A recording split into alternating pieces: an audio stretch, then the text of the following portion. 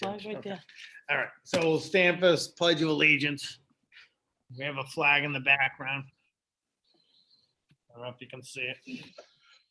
Pledge allegiance To the to flag, the flag, United States of America. America, To the the republic republic for which it stands, one nation, under God, indivisible. Roll call.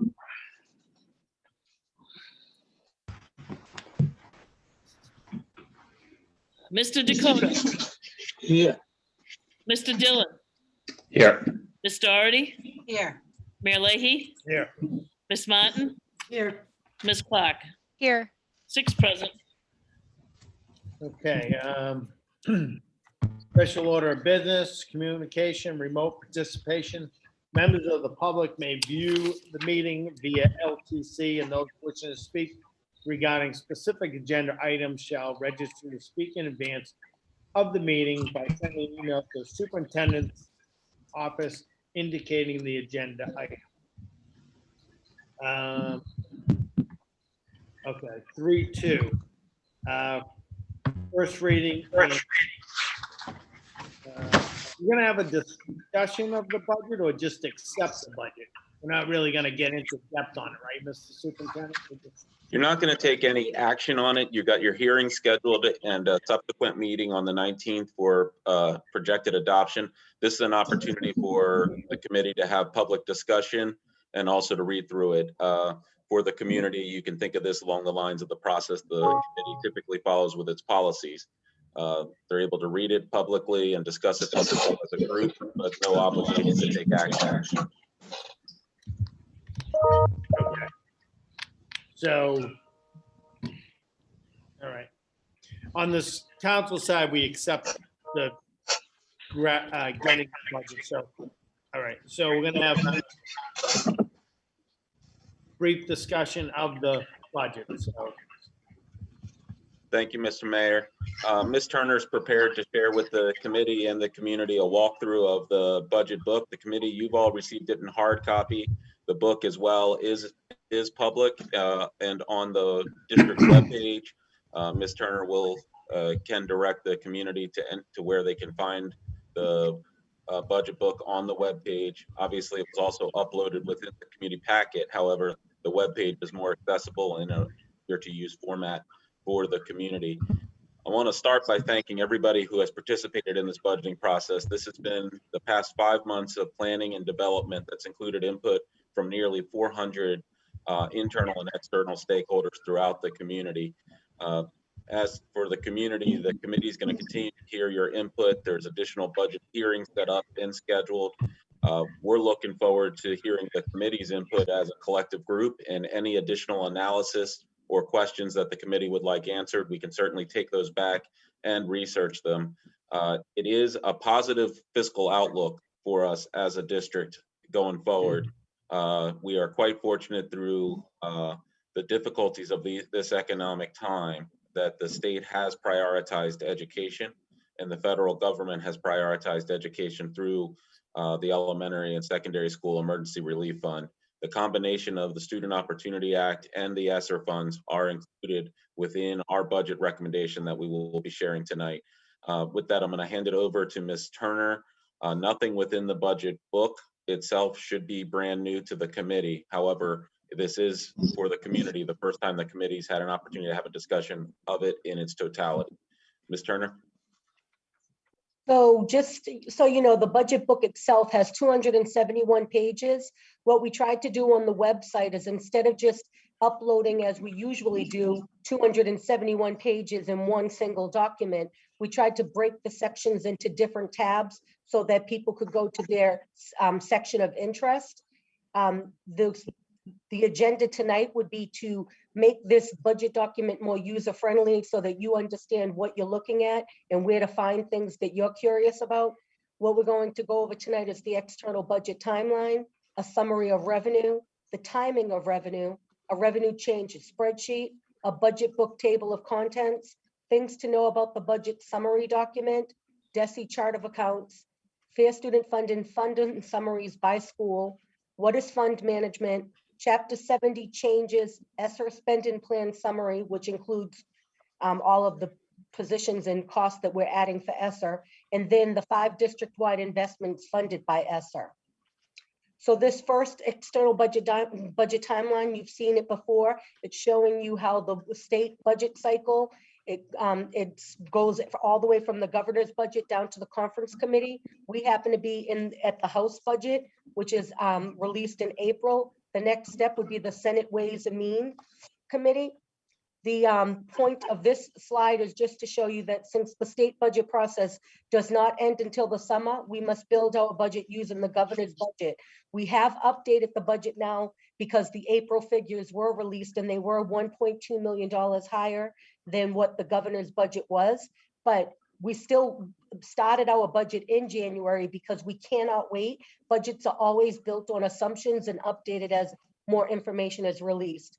This is just a visual showing you the state budget and where we are. We're over where the kitty is, and it's showing that we're still waiting for the mid-May release of the Senate Ways and Means budget. But as you can see, we're not even halfway through the state budget cycle, but we're already presenting our budget. So it's always important to note that we're presenting unfinished numbers. So this slide is a summary of revenue sources for FY 21-22. We have state aid and federal aid. The state aid that we are receiving for Chapter 70, that's our general fund or local fund dollars. It increased by 11.5 million. All of the previous presentations showed 10.3 million. But again, because the April figures were updated, we're now increasing by $11.5 million in Chapter 70 funds. And this increase, despite the economic climate, is due to the Student Opportunity Act figures. The next section of revenue that we're receiving are all of the grants. And again, it's a summary showing you the difference between ESSER and ESSA. So we're receiving $17.8 million in ESSER 2 funds. We have an estimate of $40.2 million for ESSER 3 funds, which of course the Senate prediction is $3 million higher than this. So it could rise to 43 million. And ESSA, which is the Title I grant, I mean, not Title I grants, all of the title grants, we're expecting $7.3 million. We do not get those allocations until the summer. Here's another example of why we have to budget using assumptions. We don't even get the figures until after the budget is already done with the school committee in the city. So this slide here is showing you, it's my way of pointing out that if someone right now wanted to go and research the Chapter 70 numbers on the DESE website, they would get the old governor's number. I had to put this in here so that you see that we know where to look for updated figures. When the House Ways and Means numbers were released, it was put on the Mass Department of Revenue's website. And as you can see, it is the $178 million. This updated figure is not reflected on DESE website, which can be confusing for people who are researching the numbers. This spreadsheet is just showing you a side-by-side comparison of the revenue, all the figures I just went over, how we went up by $11.5 million in Chapter 70. The second section right here, where it says total city cash, we didn't have an increase at all, even though their required minimum contribution is an increase of over $2 million. We're likely to see that in maintenance of effort increase charge, like maintenance of effort charge-offs. All in all, that means our total revenue has increased by 11.5 million for state aid. Our grant and allowed offsets increased by $45 million. And again, that is due to our expectations with, some numbers went down from last year when we lost ESSER 1, but we went back up due to ESSER 2 and ESSER 3. So the table of contents in the budget book, this is what you'll end up seeing. You'll see a letter from the superintendent, an overview explaining how the state budget is determined for each district, foundation budget numbers, things like that. You will see section 3, which is the budget document that you're accustomed to going line by line with. That would be section 3. Section 4, fair student funding overview. It's explaining what process we went through. Section 5 is showing the fair student funding summaries for all schools. Section 6 is showing the fair student funding school site budgets. Section 7 is showing Sr2 and Sr3 plans. Section 8 is the grant summary. And Section 9 is staff salaries for general fund. By the way, Section 8 for the grant summary is where you'll find grant funded positions. So if there's a person that can't find themselves under staff salaries, they should always look under the staff salaries in the grant section. So this is what your typical budget, Section 3 budget looks like. Here's a snapshot of it. And what I wanted to point out on this page when you're reviewing the budget is that the DESI chart of accounts dictates how we present our budget categories. The budget account system coding, the budget, the accounting system Munis, and the end of the year reporting all tie together using these codes and categories. I'm echoing. Is there any way to shut that off? I don't know. You're all set. Just keep going, I guess. Okay. So the general fund budget does not include all of the additional funds like ESSER. So to offer all of this information that you want to see on one document, we added columns to show cost of the district that are not part of the general fund. So as you can see here, we always have our general fund chapter 70 figures. This column right here will add up to the $178 million that you saw on the previous pages. This second column you've seen in the past couple of years is the grant offsets, which includes your Title I grants, your 240 special ed grants. But we thought ESSER was too big to add that to the grant section. So ESSER 2 and 3 numbers are all included here on the third column. And then just for further clarity, so that you could truly see everything in one document, but still know the difference between what we typically fund and what is ESSER funded, we highlighted the ESSER additions in green throughout the budget to highlight those costs. So as I pointed out with this big sign here pointing to Professional Development 2350 series, I wanted you to understand that because it's important when where we place things so that we're not controlling that, the Department of Ed is. So here's a quick snapshot of what DESI's chart of account is, how it's used to organize our budget. The 1000 series includes administration costs. So the first section of your budget that says 1000 includes things like school committee, superintendent, assistant superintendents, district-wide administration, business and finance, HR, legal, and administrative tech. For instance, I may be listed under the superintendent's office, even though I really am a whole different section of the budget. I'm part of the business office, but the way the Department of Ed requires us to list it, you'll see us lumped together with the superintendent. The 2000 series tracks what's most important in our district, which are all the instructional costs that include curriculum, instructional technology, teachers, substitutes, paras, professional development, instructional materials, guidance, and psychology. The 3000 series, which is the third section of the budget book, is it's under section 3, third section of the budget document. It's called pupil service cost, and it includes attendance, parent services, transportation, athletics, and other student activities. The 4000 series is operations and maintenance cost, which include custodial services, utilities, and maintenance of grounds, building, and equipment. The 5000 series is employee benefits and other fixed costs, which include health insurance and rental of buildings. And then 7000 series are all fixed assets, things that exceed the $5,000 maximum for equipment or projects over $150,000. And then finally, in the budget book, you would see the last section, which would be 9000 series, and that's programs with other districts, including out-of-district tuition payments. So this is just so that you understand how the budget book is organized. In section 4, the funding summaries. These funding summaries allow all the schools to understand how their allocations were determined. And as I've explained in previous meetings, when we showed you this stuff, when we showed you the funding summaries for fair student funding, the left-hand side actually breaks down the number of students in each of the categories, like economically disadvantaged, homeless, et cetera, special ed. But it shows also that all students in this particular school, they all get every student gets $5,300, and then each student would get more money based upon whatever, whichever weights they fit into. Then it shows the baseline series, which is the bare minimum. So small schools that wouldn't have enough based upon their student count, we still give them a supplement to make sure that they can operate. And then we also have stuff called stability policies, where we don't let any school lose too much or gain too much. And at the bottom of the left-hand side, you can see that each school gets all that they get based on student weights, but they also get money based on Title I and ESSER supplements.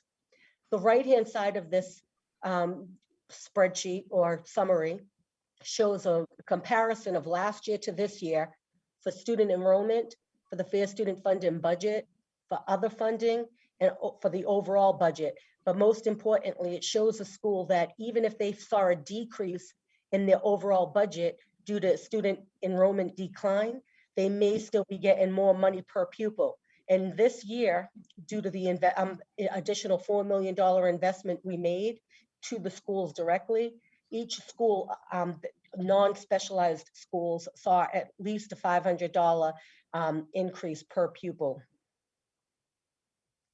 So we also wanted to explain a little bit about what is fund management, so that you understand why we have to play in the budget between those three columns that I showed: the general fund, the grant column, and ESSER. Since Lowell Public Schools receives funds from various sources, we have to decide which of the costs will get funded by the different sources. These decisions are based on the categorical guidelines and also on keeping the applications as clean and transparent as possible. For instance, Title I does not allow us to supplant something that is required anyway, so we can only add supplemental costs to the grants. So we can't take teachers and move them to Title I, so that's a decision we would have to make. We'd have to say, okay, well, we can put tutors on Title I. So rather than have multiple positions charged to Title I, we put all the tutors on the grant. This keeps it simple and less narrative applications to get approved by DESE. Also, having this non-MTRS cost added allows us to save the mandatory 9% MTRS fee. Again, we're just making decisions based upon all the requirements of the grants, but yet we still want to keep it clean and simple. We could put 20 to 30 positions on Title I instead of all of the tutors, but then we would have to write a narrative for all of those added 20 positions. Rather than charging all of the 90 positions that were added through the Fair Student Funding process to the ESSER grant, we decided to keep it clean, and we moved the social workers to the ESSER grant because they were allowed and eligible, and it kept it nice and clean where our narrative applications wouldn't be hundreds of pages. One other thing that is important with fund management is to understand that with the grants, the first to expire must be the first spent. So this is showing you all of the ESSER grants and the ESSA grants, but it's showing you the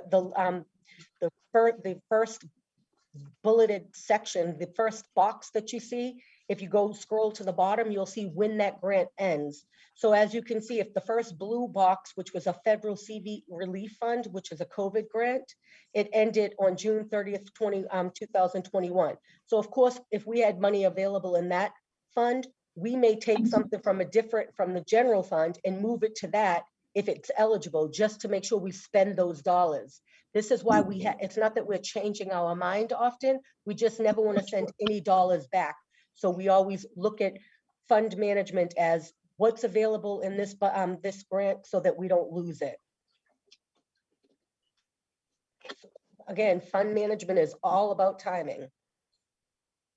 This one is an important one for all of you that wanted to see what is a summary of everything that has changed in the budget. I'm going to scroll to this page so that you see, I couldn't fit it all on one page without it being very tiny. So I put it in 2 pages. This first page is a list of changes that are worth noting that are Chapter 70 funded positions and costs. And you can peruse it at your own leisure, but some of the big ones to note would be all the added positions like an associate head of schools, the wage study. There were additional funds for administrative technology. Due to all the investments that we're making in digital learning. We have to support that with additional firewalls and things like that. We have to, all of our admin technology is all based upon all of the technology we purchased. But if you scroll through, we're adding 2 pre-K classes which required additional teachers and paras.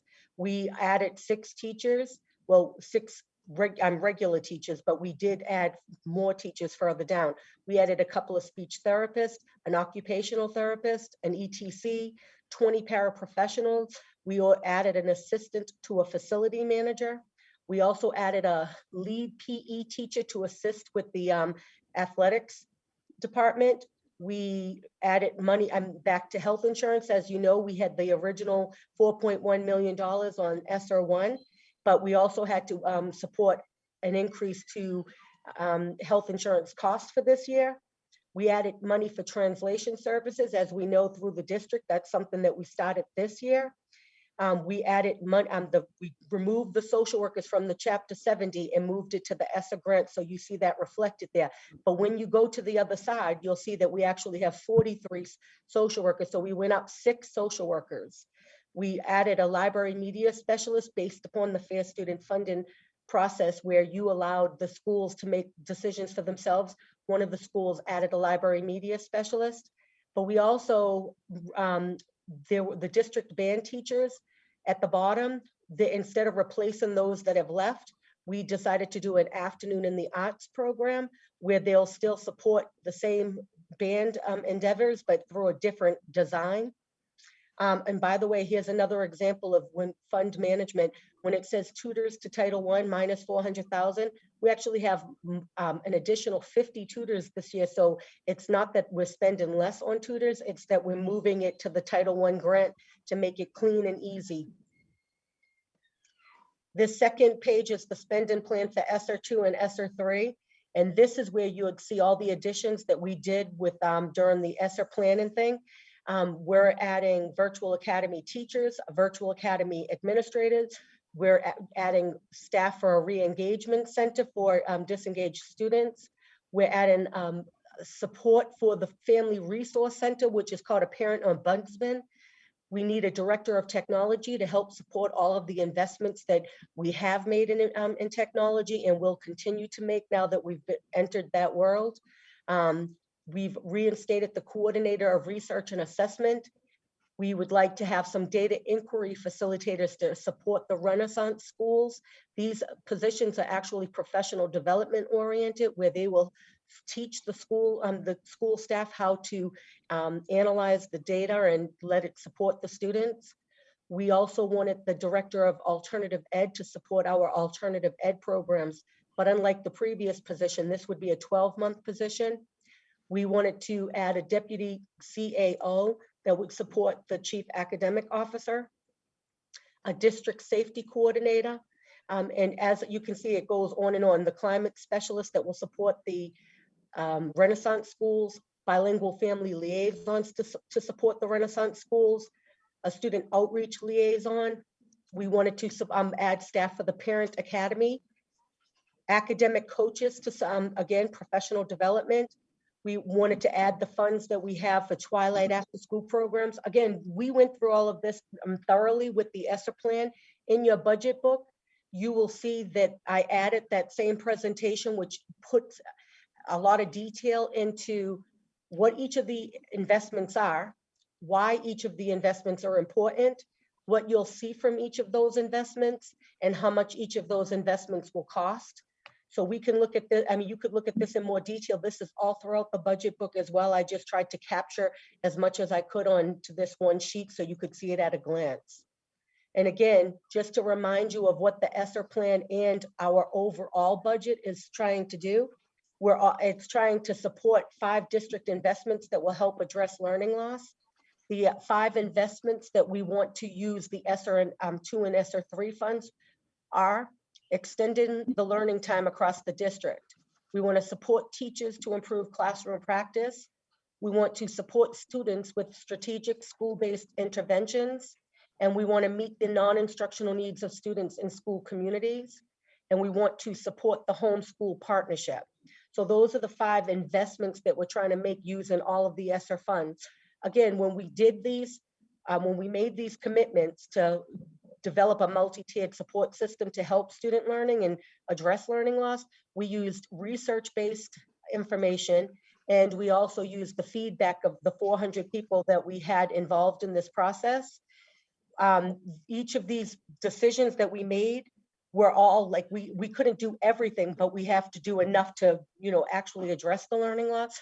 We tried to make the decision so that we could have sustainability and address the learning loss over the next couple of years. We can't not spend it on new positions because we can't just buy $60 million worth of non-salary type of cost. So we had to make these type of decisions, sustainability, but also knowing that we have the $60 million to address learning loss, so we have to do something with it. And just the final comment on this is all of the 5 investments tied to our goals and our strategic plan. The extended learning time investment, it ties to improving academics and student achievement. The school-based interventions tied to improving academics and ensuring safe schools. Supporting teachers to improve classroom practice actually ties to improving academics. Meeting the non-instructional needs ties to ensuring safe schools. And support in the school-home partnership ties to increasing community engagement. So after this was just trying to show you how to what to find in the budget. But the next piece that we wanted to share with you is just to show you where you can find this in the on our website. If you went to our website, you would go under departments, and then you would go into the Office of Finance and Operations, and you would click on budget information to the left of you. And then you see the whole budget, but you can actually click on complete FY22 budget document here, and it shows the entire budget that you see in front of you with your binders. But if you don't want to just read 271 pages all at once, you could go here to this individual content section and click on anything that you would like to see. For instance, if you wanted to see the budget document that you're accustomed to seeing, here it is with, the entire document. And again, it's highlighted the ESSER sections within green, and it goes down to the total, which shows you that the general fund column actually equals the 194 million, not 178, but that's because it's $178 million in Chapter 70 plus the 15.7 million in city cash. But this, like I said, this is just showing you where to find the budget and how to get around in here. Again, ESSER funding plans, it shows you the like a summary, but it also shows that slideshow presentation that we shared with you before that gets into the nitty-gritty of all of the investments and what we plan to do with it. So that was my presentation. Any questions? Do you want me to go into any, like in the document, and go to any specific questions or any sections? Why don't we see if anybody has questions? Can you take this off the screen so I Sure. can see everybody? Mm-hmm. All right. Does anybody have questions? Want to go first or? No questions? Okay, Ms. Martin. Thank you very much. Looking at the where you broke out all of the positions, Billy Joe. So just a couple quick questions. So you would reference that there were 20 new paraprofessionals in the Chapter 70, is that right? Yes. Because my document's showing 16. I just want to make sure I have the most current copy. Let me look. You have the most current of your, let me look at it and see it. The summary sheets, I might have, after we changed it, but your budget book is actually the most up to date. So if it says Okay. 16 in there, it's going to be 16, but I'm going to look right now. 201, this is 201, 195, that's 14, 19, and then 200, 401, and 9. I'll calculate it if you give me, let me just calculate this on my hand.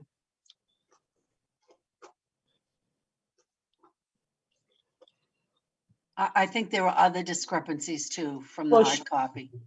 From the high copy to what? To what you actual, just which one? presented. What you spoke about. And this is just from the presentation, Billy Joe. So you may have wrapped this up before you wrapped up the actual budget document.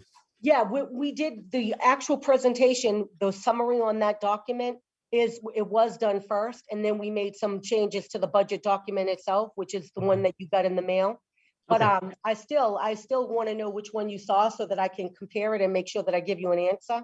So those paras, so your summary document in the presentation was me grabbing all of the things, and then we ended up making some changes after. For instance, what I do know that happened after the presentation was complete is that we decided to add 2 preschool. We made a last minute change, and we added the preschool classes, which was adding 4 paras right there.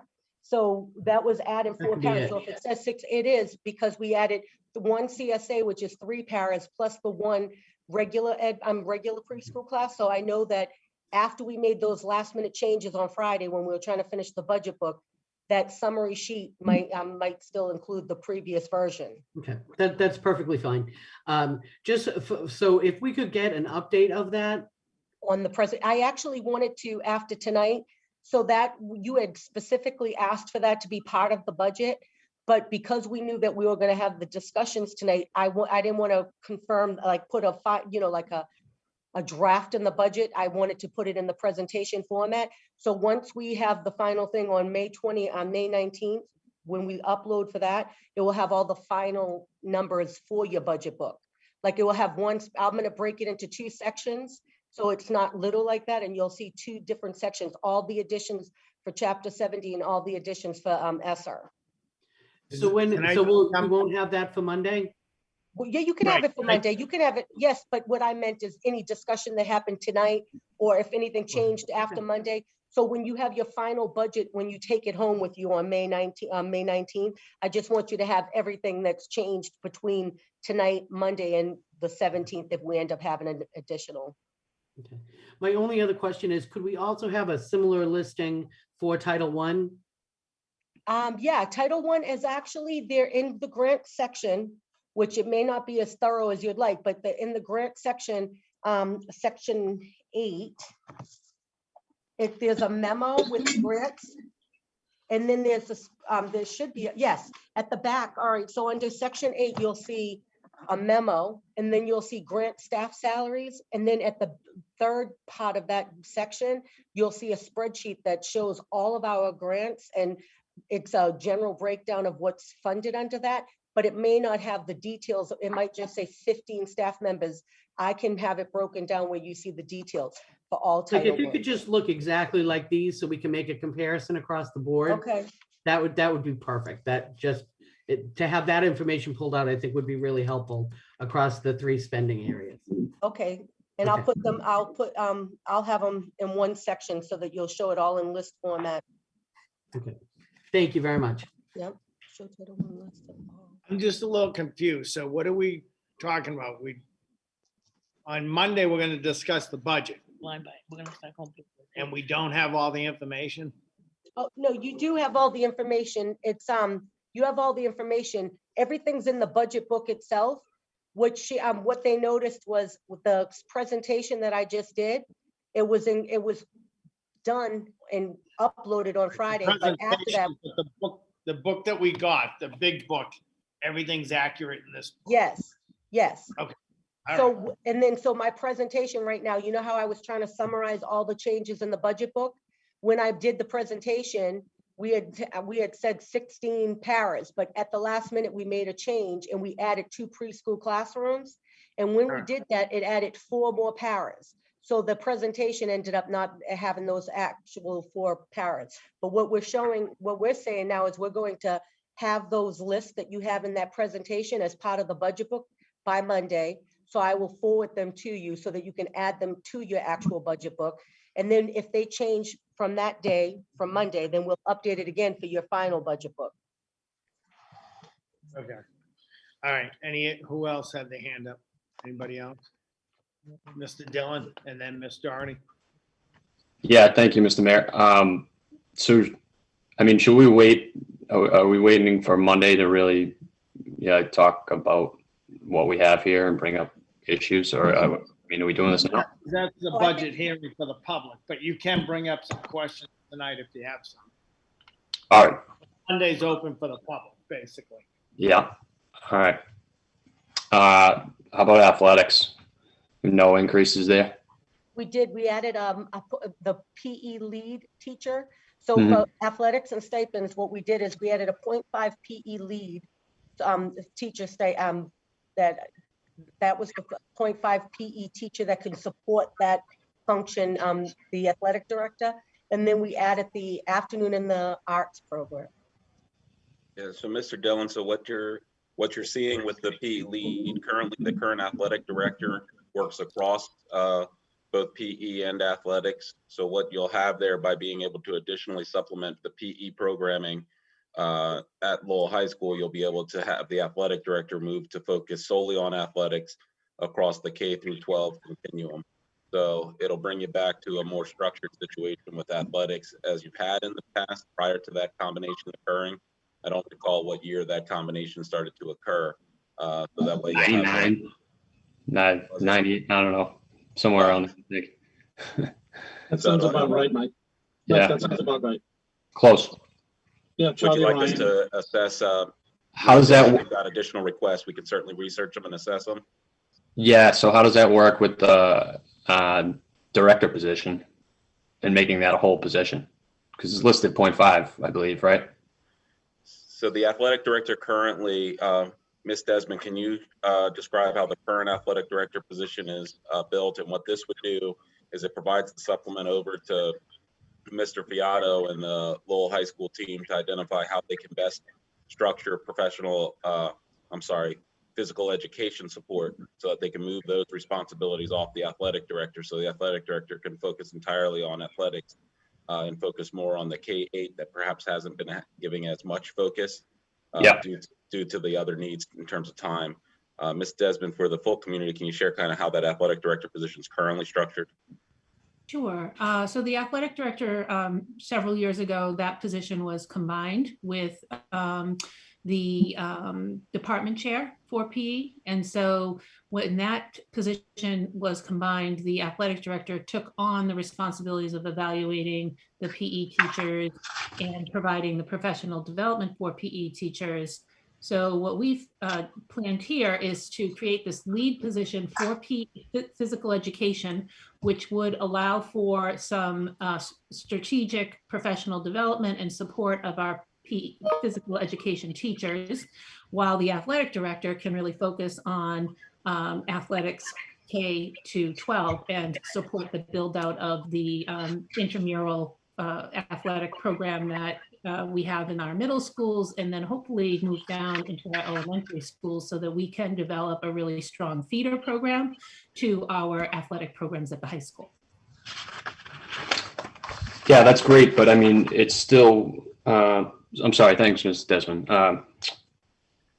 It's still mapped out as, I'm just wondering where that other 0.5 is, because I think the AD is still listed as just a point. Oh, I can, yeah, so that, the PE, the athletic director position is funded by two sources. So Ms. Turner can explain that piece of it.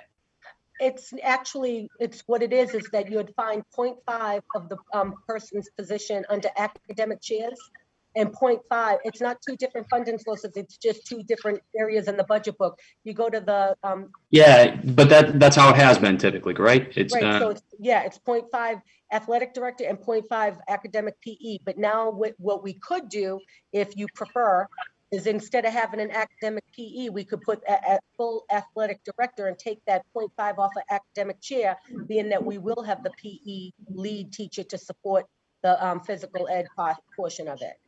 We could do that if you want. Like if you wanted it to show. yeah, I mean, is that just, you know, changing the title? I mean. Yeah, it's changing with, it's actually combining the two. So if he's currently 0.5 academic chair PE and 0.5 athletic director, if we want him to be full athletic director, we could put a 1.0 there and eliminate the academic chair 0.5 at the top, being that we now have the 0.5 PE lead teacher stipend. Does that make sense? So you just. Yeah, well, yeah, that makes more sense. But, you know, I mean, the bottom line is the athletic director can't do both of those jobs, and phys ed has been neglected for years. They need a department head, you know, that's actually going to provide professional development and do evaluations and that type of stuff. So it's going to be it's going to be a lead teacher, PE teacher, basically. Well, it would be I would think it would be an entire half-time person because we put 50,000 and I don't think one teacher would get that entire stipend as if they're serving as a teacher too. Did you not intend for that to be another 0.5 position added period? So that you Yeah, no, I mean, with, a 0.5 PE duties and 0.5 administrative duties. Yeah, there's a number of ways that it can be structured. Here, what we would be doing is the allocation would be provided to the under the supervision of the head of school at Lowell High School. There's a lot of ways that it could be designed to be posted out.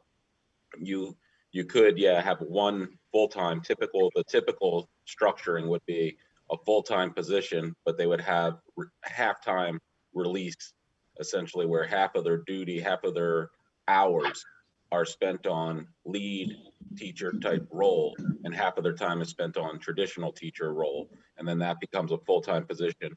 There's other ways that it could be structured, but we would be looking for the Lowell High School team to provide that, make that determination on the best use based on their current staffing models. All right. It needs to be separated. Both need somebody advocating for, each department. And I know they seem like they go together, but, one isn't necessarily qualified to do the other. And I think that's a long time coming. So as long as we piece that together, that'd be great. How about coaches? Is there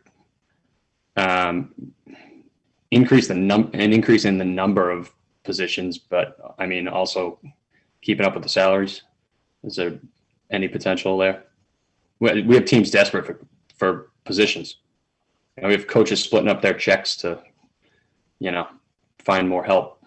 I don't know if we've looked into that at all. We can take that note. We can certainly research that further, Mr. Dillon. Thank you. That's it. Thank you. Thank you. Mr. Hardy? Thank you, Your Honor. I guess I'm looking for more overview stuff. So I know you provided the list in the summary, but how many new positions are we talking about? Can somebody give me just like a overarching number of what that is? It was 81, the net was 81, looking right now, total 81. Okay, so that's based upon me, like I said, I'm going to make sure after I go through this again and give you the list with the Title I, which might change because you want Title I added now, so.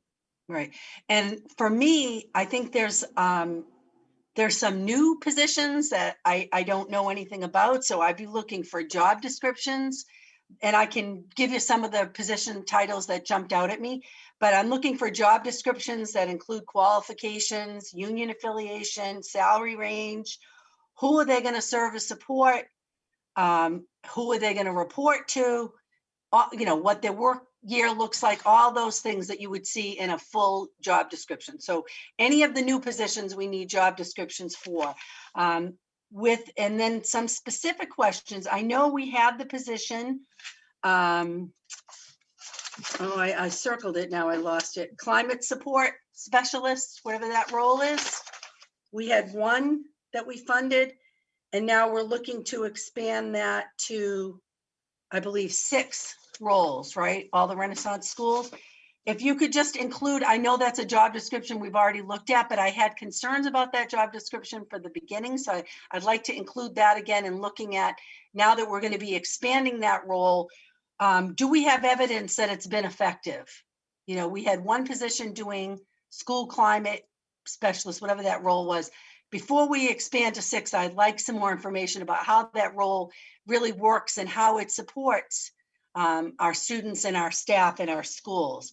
Some of the other positions, like on the district leadership, the virtual academy administrator, what's the scope and responsibilities and capacity of this program? I know we've talked about that we had some benefit with the virtual education, so I'd like to get an understanding of what that's going to entail, how you see that virtual administrator working, and what is the virtual academy going to actually be? How many students, kind of a one-page report on what that is. The Director of Alternative Education, again, how many alternative schools is this person going to oversee? Each alternative school already has a principal or coordinator. So how does this fit in with a new position of Director of Alternative Education at $120,000? What about, I'm looking at here, the coaching and curriculum support? What is the CLSP coordinator at $100,000? What is that? And again, I'm not expecting you to tell me now, but if we could have information about each of these new roles and how they're going to fit in and support the teaching and learning going on. Academic coaches at 3 for $300,000. Was that a position we've had before, or is that a new position? And if so, what is the job description for that? What is the data inquiry facilitator role? There's 3 of those. I think you might have referenced that in your overview, that they will be school-based or working with the schools on data.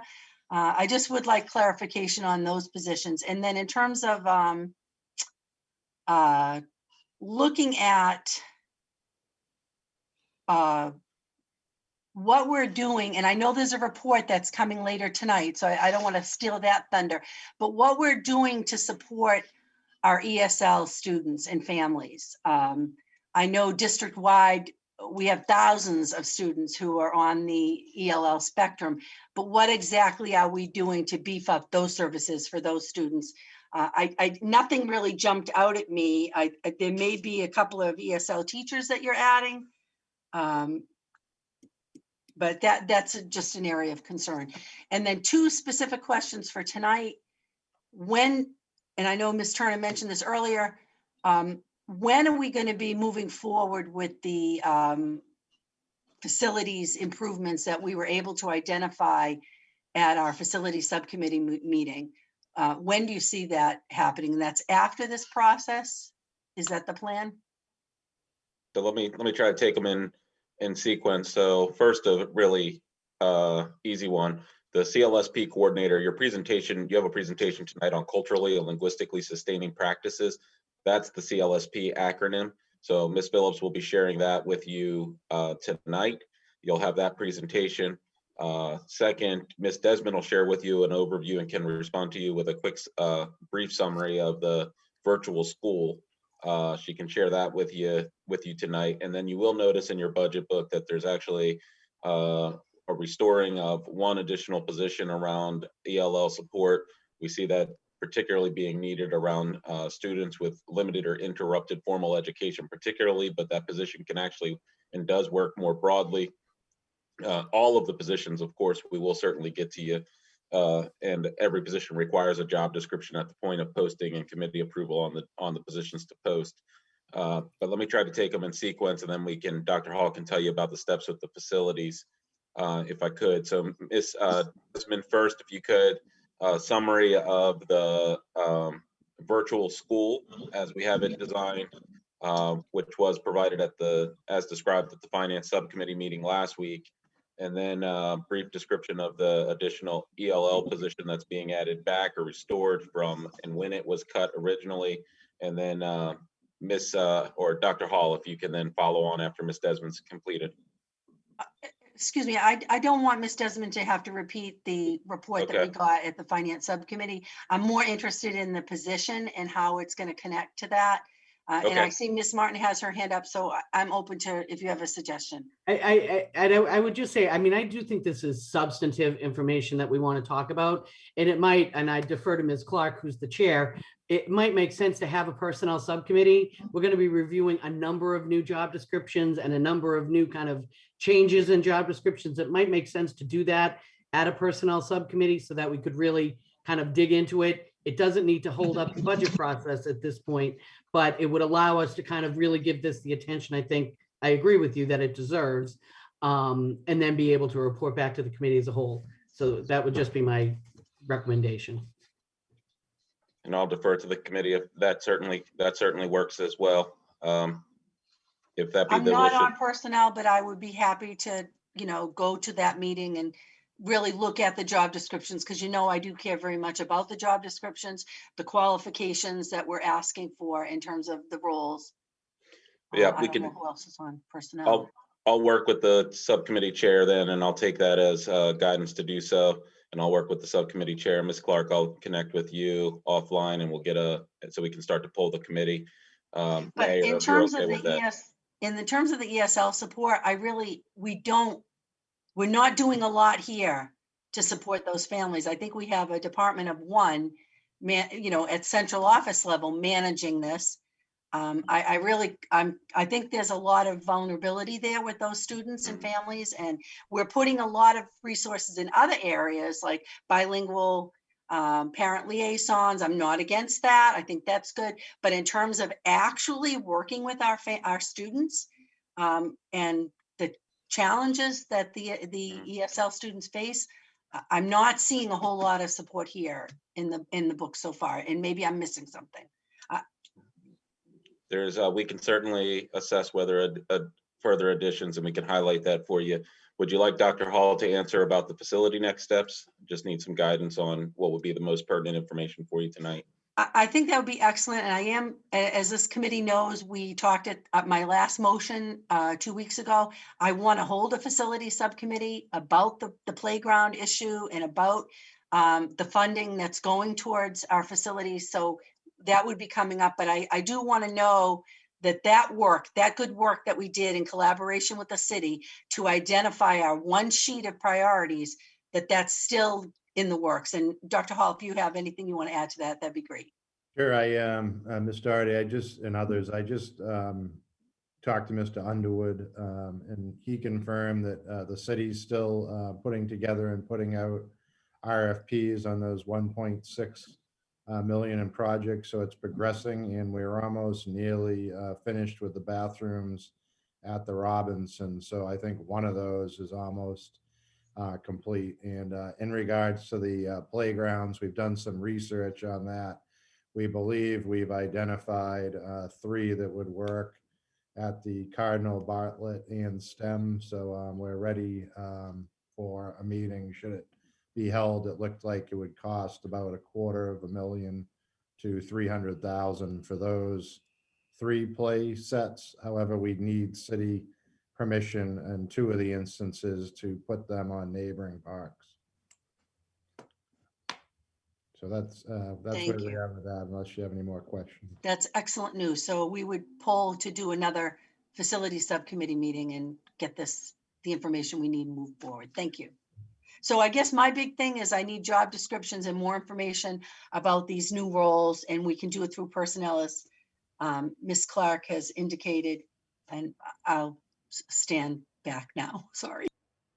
All right, if we get that information after we vote on the budget, though, what good does that do you? Ms. Doherty? I believe we're going to get the information before we make final decisions on the budget. Well, no, because our hearing is Monday. We have a budget hearing Monday and then the following Monday. And Well- we're being asked to vote on this stuff in the next 2 Mondays. So we need to get some information, Ms. Martin. I just say, I mean, the reality is that none of these positions, particularly the new ones, go forward until we approve a posting. So even if it went through the budget process, whatever changes we'd make, we'd still be able to do that when the actual postings happen. We wouldn't need to hold up the budget to have those conversations, because we'd still have the capacity to make those changes after the fact. Even if it was eliminating positions, we'd still be able to do that. Okay. A way of procedure, that's 100% correct. And we would expect that we have by the final adoption, what we would expect and what we have scheduled for the committee, because several of these positions actually have to work through with discussions with our representative bodies as well, the unions. So what we have by way of timeline is they would be coming to you with, I believe the final adoption recommendation is the May 19th meeting, Ms. Turner. Is that accurate? So any positions that would be coming to you for as well, permission to post there, you would have those in your either in advance or on that night at the latest, depending on our time frame with the unions. But if the committee wanted to delay that and have a subsequent meeting just to go through the job descriptions themselves and the permissions to post, we can certainly do that subsequent to without holding up the budget approval process. It's just a matter of the desire of the body.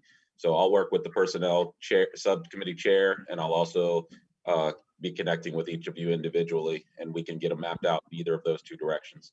So I'm okay with going for a deeper dive at a later point, but I don't want to be voting on budget decisions for positions that all I have is a title.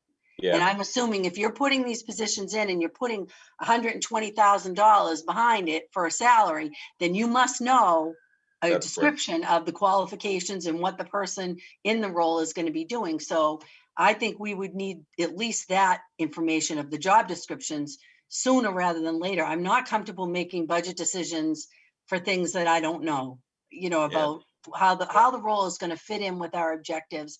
And again, and I know we've all discussed this, that this, putting in new positions with money that is going to go away in a couple of years is setting us up in some ways for, some concern. It's, so I want to think very carefully about the positions we're funding. So I need something before we start voting. And I know the hearing Monday is a public hearing, so we won't be making decisions then, but maybe we could have the job descriptions before that Monday meeting so we could look at it over the weekend. Or, have you got these job descriptions? we can work it through for you and whatever works best for the committee. There are procedural requirements around any of these jobs that we work through. Several of them are in current discussion and following the different procedures of the committee and the different policies that we have to operate by. So with the overall budget, we operate in parallel a number of processes. So whatever is of most comfort and greatest comfort for the committee, we'll do that. So we Okay. can accelerate the job descriptions if that's helpful to you. And we'll do And that. certainly if it's something that you need to negotiate with our representative, you could include that in the job description, like we're thinking of it as being, this union affiliate or not this union affiliate, but we're in negotiations or however you want to qualify it. But the bulk or the real meat of the job and what the person will be doing is what's of most interest to me. And then the last thing, in regards to the information we need going forward, I had asked for a one-page description of the representative process that each school went through to get their school site councils. And I thought we would have that report in time to be able to make these decisions as well. Yeah, that's in process, Ms. Doherty. Okay, thank you. Okay, anybody, Ms. Martin? I'm sorry, I just had one other quick thing, and it references one of Jackie's points. I do think that it is important as we go through this that we're very clear about kind of the ESSER funded positions that we legitimately know need to go away. A lot of the ESSER funding is meant to kind of supplement and take us through this kind of recovery process. And I understand Ms. Turner's point that it's cleaner to put, all your social workers on one grant and all your tutors someplace else, which I think is fine, is again for budgeting purposes. But I do think it's going to be important that we're aware and that we're able to communicate that, even to the point that someone applying for a position should know this is an ESSER funded position that has very real potential to go away in 2 years. So if there's, and I know you've got them in green, kind of the ESSER funded positions, it's just going to be, I think, challenging for us to kind of keep track of what's being charged where, but what is being considered truly recovery versus student, the additional state funding. There's Ms. Turner? Hi, I just wanted to let you know that the majority of the ESSER funds that are in green are like all the things that are added, like virtual academy administrators, all of those type of things are still going on ESSER. The ones that I just, all the ones for the schools, like additional teachers, additional paras, things like that, that even if they, let's say if they wanted to add a teacher, that teacher, that teacher is most likely not going to lose their job after 2 years because there's so much attrition that teacher would be pulled into, have opportunities. So remember on my previous presentation, I had 90 additional positions at schools that were being funded, like social workers, like an extra guidance counselor. Those are the ones that I'm not putting onto the ESSER grant. All the rest, like all these new endeavors like Parent Academy, Virtual Academy administrators and Virtual Academy teachers, all of that's still going on the ESSER grants. So the only thing that was switched are the individual school, fair student fund and school additions. Does that make sense? So No, even absolutely. I understand what you're saying. It's just, like we're building this new parent, learning opportunity. The reality is we don't want that to go away at the end of ESSER. We're gonna wanna try to find a way to keep that. So, we're paying for it in ESSER funds, but the reality is that at the end of the day, that's probably going to shift to Chapter 70. But there are going to be positions and tutors jump to mind, just because we're going to have such an increased need for tutors because of the specifics of the pandemic and how we recover from it. And maybe tutors isn't the best example because it's not really a full-time, but my point is that those positions, it seems to me we should kind of delineate that so that people know what they're applying for, and kind of, even keeping it in our own minds that there are some positions that once we go through this ESSER process are going to go away, and some should go away. Well, that's a perfect example, because the tutors are exactly why they went up 50 tutors in the fair student funding process, was because the principal knew that person doesn't lose their job. They all reapply each year. So it's not like a continuous job. So that's the good part about after ESSER goes away, if they decided to hire 5 less tutors, it's not someone losing their job. It's just, they're not going to rehire. You know what I mean? So that's a good example to use. Okay. I think it's also a good point. We'll highlight that, Ms. Martin, we've done that with previous less substantive grants, where noticing this position is contingent on grant funding, and at the conclusion of the grant funding, the position will potentially dissolve. We can flag those and highlight those on the job descriptions for sure. Okay. I think that would be helpful. Thank you. Okay. Mr. Dakota, did you have any questions? No, I don't. Thank you. All right, anybody else? Ms. Okay. Clark? Thank you. I did see a line item for the summer school busing in this budget, and I'm just curious if you can provide a little more detail on the approximate number of students you're anticipating for summer, and what the busing looks like, as we know it was a concern currently with the limitation on the mileage from schools. What does that look like for the summer? Thank you, Ms. Clark. If I could, just by way of information for the community, if community members, if you're listening in and this is your first time hearing the budget, this is highlighted as first discussion, but all of these discussions are multiple discussions for the committee as a whole. So there was a previous discussion around our plans for expansion of summer programming that all of the committee was involved in. Ms. Desmond, if you can just share a response for Ms. Clark. I just wanted the community to understand that these are multiple discussions for the committee in case the community is listening in for the first time. Sure. So we have 21st century funding for most of our sites, but this year through ESSER funds, we're going to be able to provide summer school at all of our sites. But we do not want transportation to be a barrier for our students. So we've put in a placeholder for the dollar amount where we expect to cover transportation, but as we continue to enroll students, that we're going to look at the ESSER funds and the need, and perhaps make some grant shifts around the funding sources so that we can be sure that everyone has access to the programming. But we do not want transportation to be a barrier to attending our summer programming.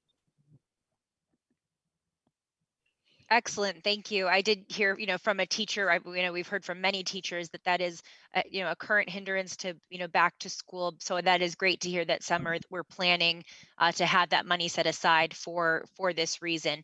The other question I had was related to the Parent Academy, just about what, I think some of these things that are being proposed and are lined items as positions in the budget really align with our overall goals as a district related to equity, related to inclusion.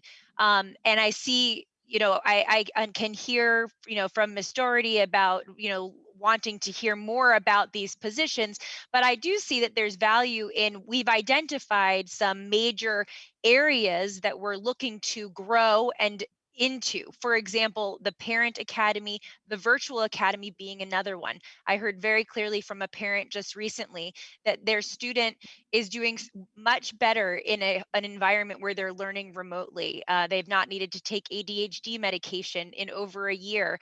And there was real interest for her to have the opportunity for her student to continue in that type of learning environment because it really is suiting his needs best. And for me, seeing a director line for a virtual academy, we're really setting up a new school, a new type of school within our district. That of course requires positions to support that work. That's not something that someone can do on the side of a desk. So while I don't have all of the details of what that director position does, I can make some general assumptions about that person is responsible for running a type of school that we now have some experience with, right? Because we've been doing this remote learning for the last year.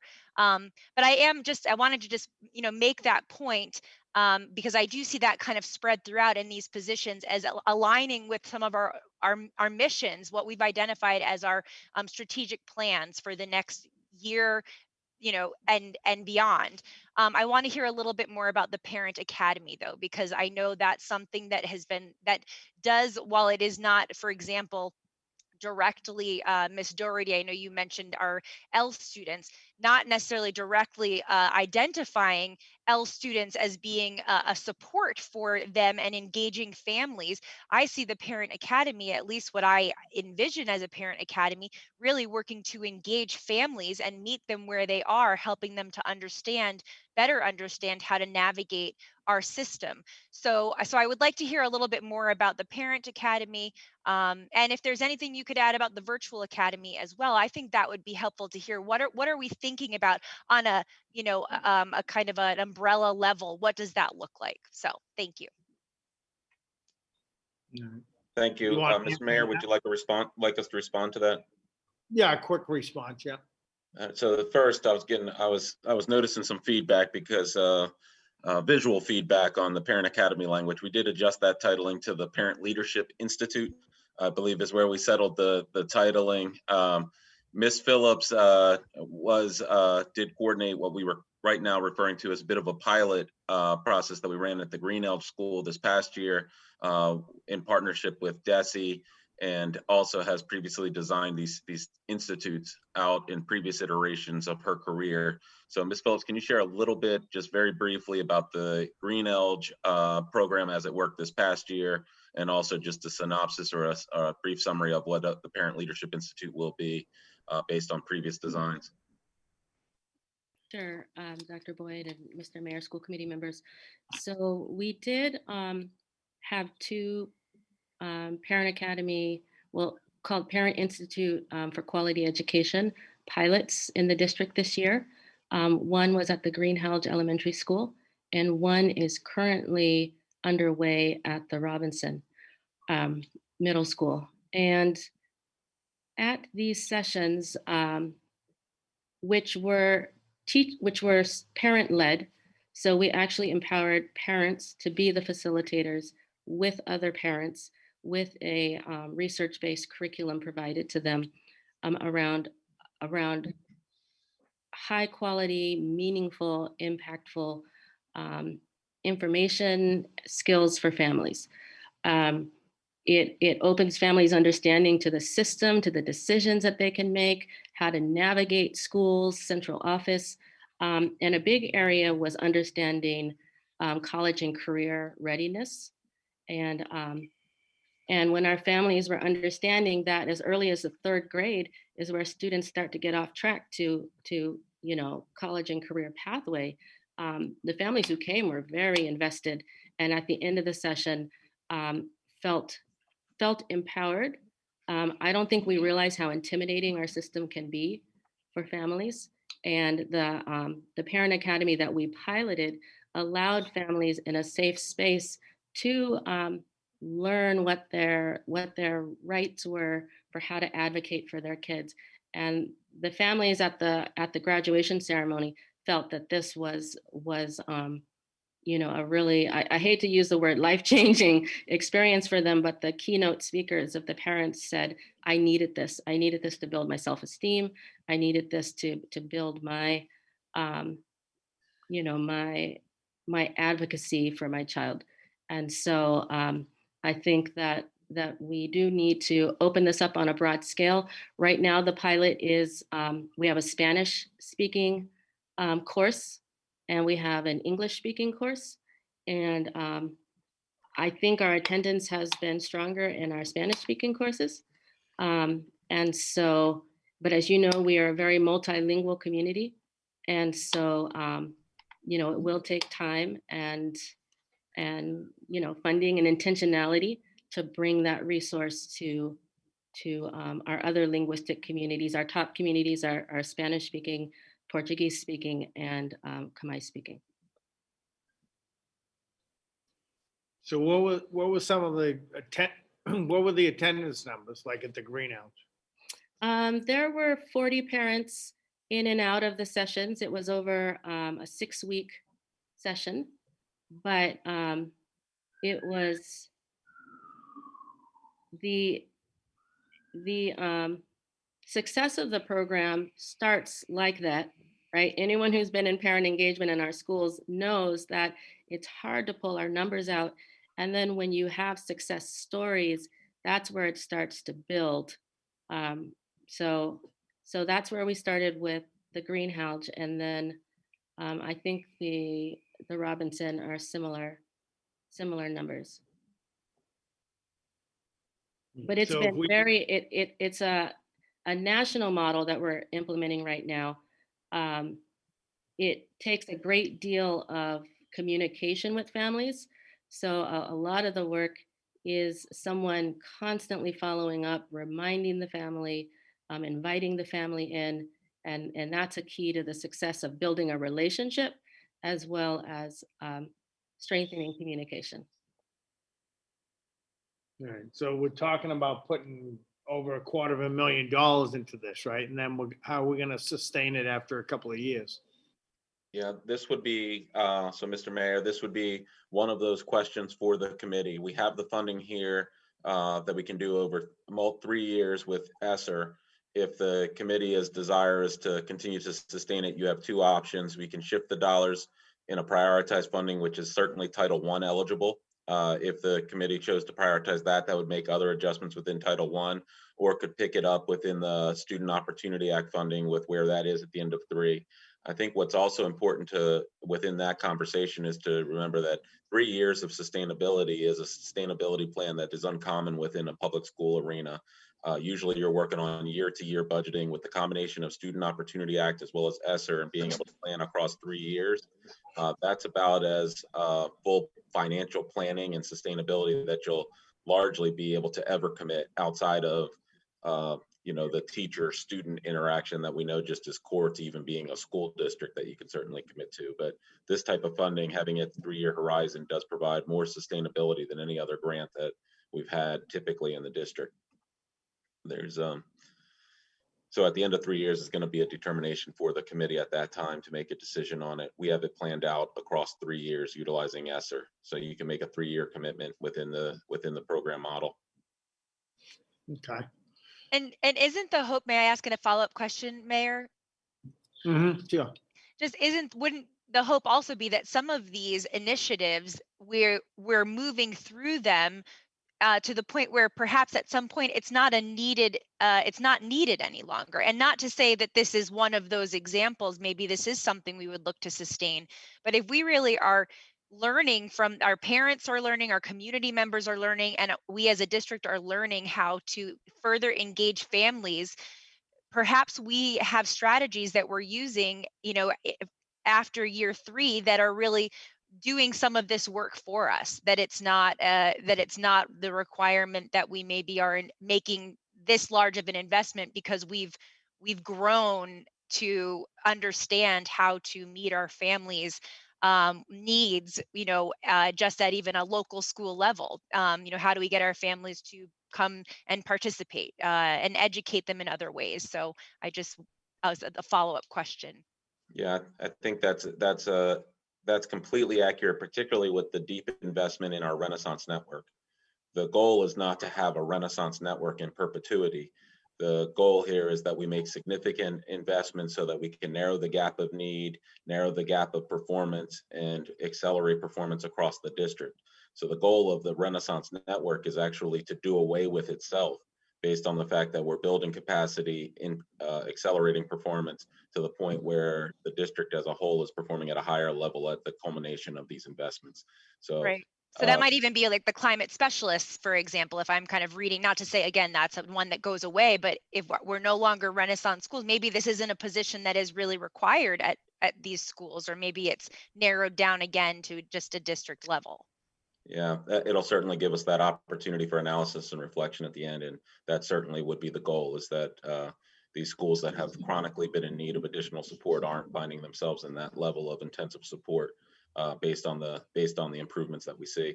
There was a second part to your question, though, Ms. Clark, earlier. Did you still want Ms. Desmond to share the summary of the virtual academy? You know, I see it. It is further on. It's in our budget document. There's actually a really thorough page, I think, that at least gives me the details that I'm looking for. And we have gone over it before at the prior meeting. So I don't think I need a lot more, but at some point it would be good to discuss, what are we thinking numbers wise?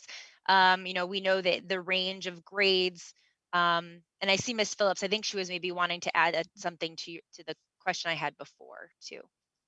Ms. Phillips? Yeah, thank you, Ms. Clark.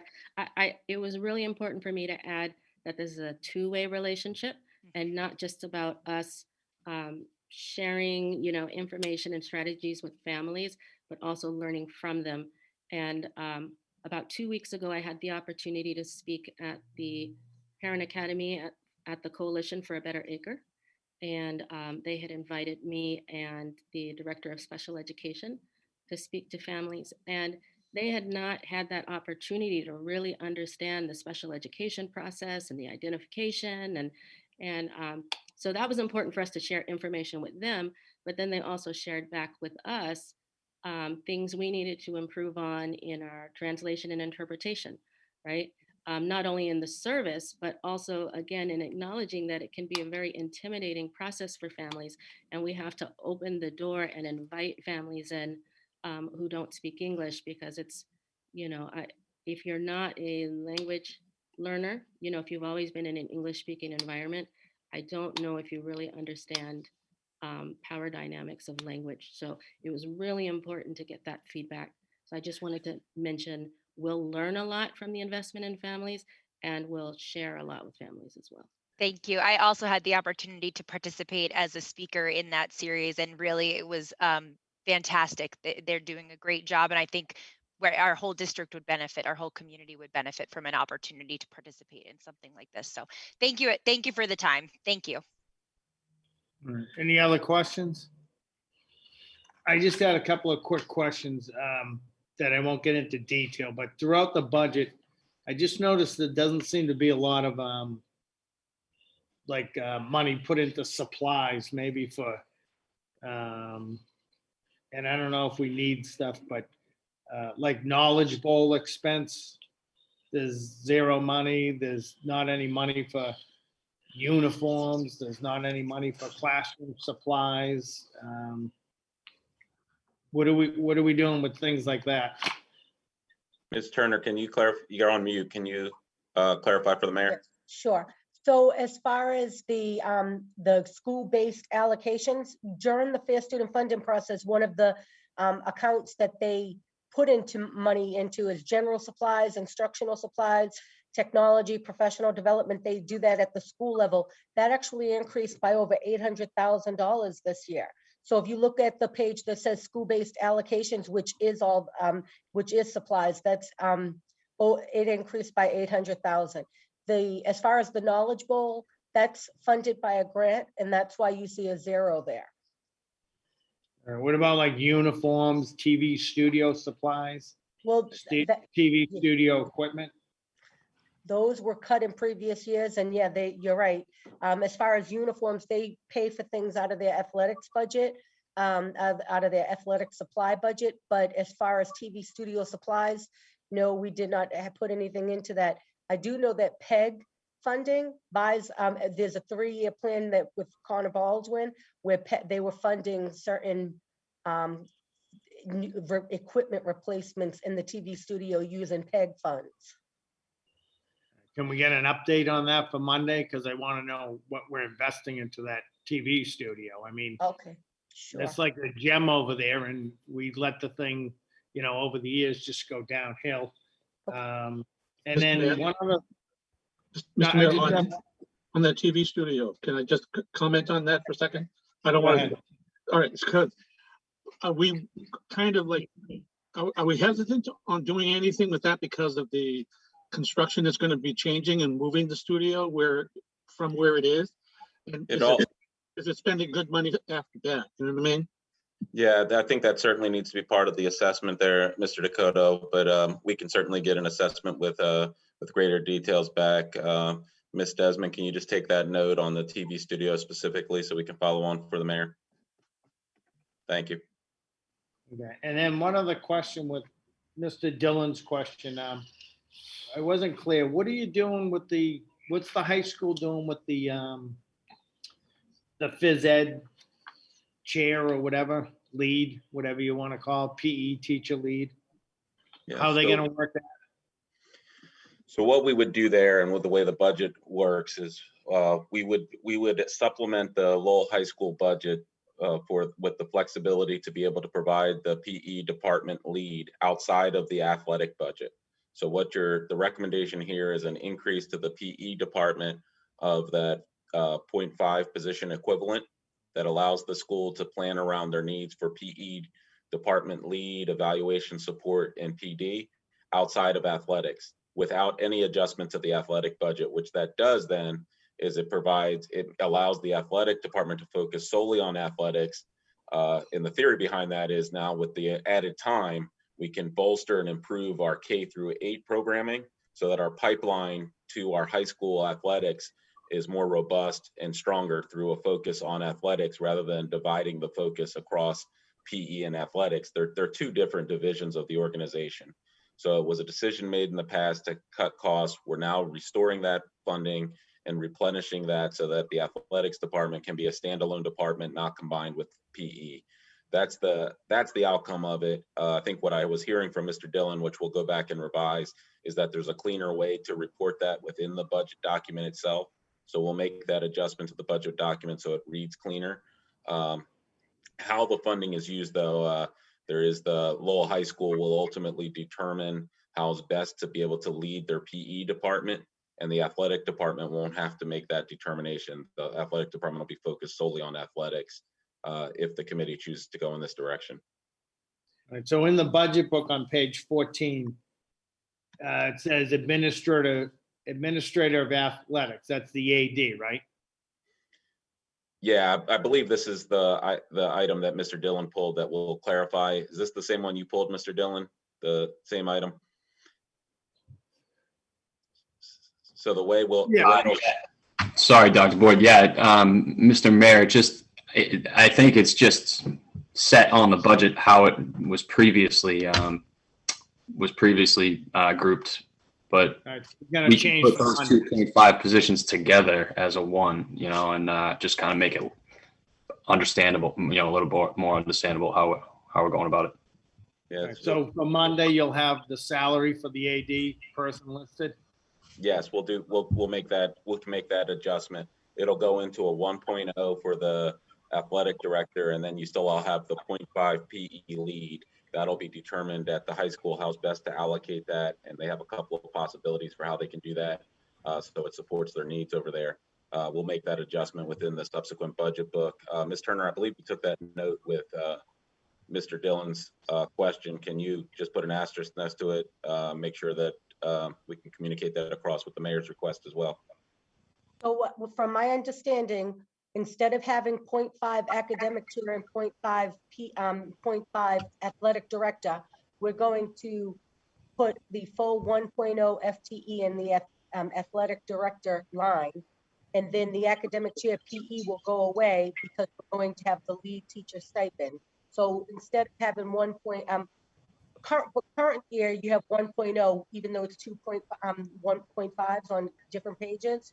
This coming year, you'll end up having 1.0 in athletic director and then 0.5 in the PE teacher stipend line. Okay, Yeah, and that Word would, for the request. Is that what is that a summation of what we were hearing?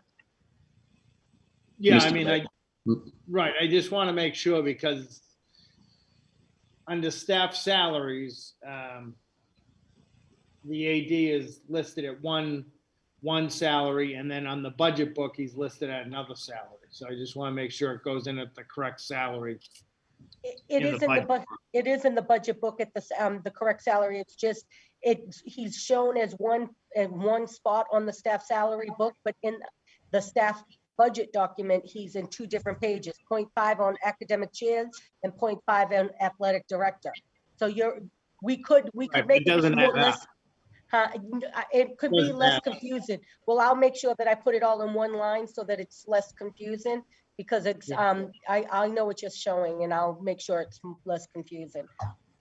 Okay, all right. Any other questions on the budget before we go on to the next subject? We're all set until the budget hearing. All right, so I need a motion to accept the reporter's report of progress by, Mr. Mayor. Mr. Dillon. Yeah, I have questions on the coordinator position that was brought up before, the culturally, linguistically. I mean, but we're getting a presentation on it later, right? I mean, can we save the conversation for that presentation, or, I mean, Yeah, unless you have a specific question now.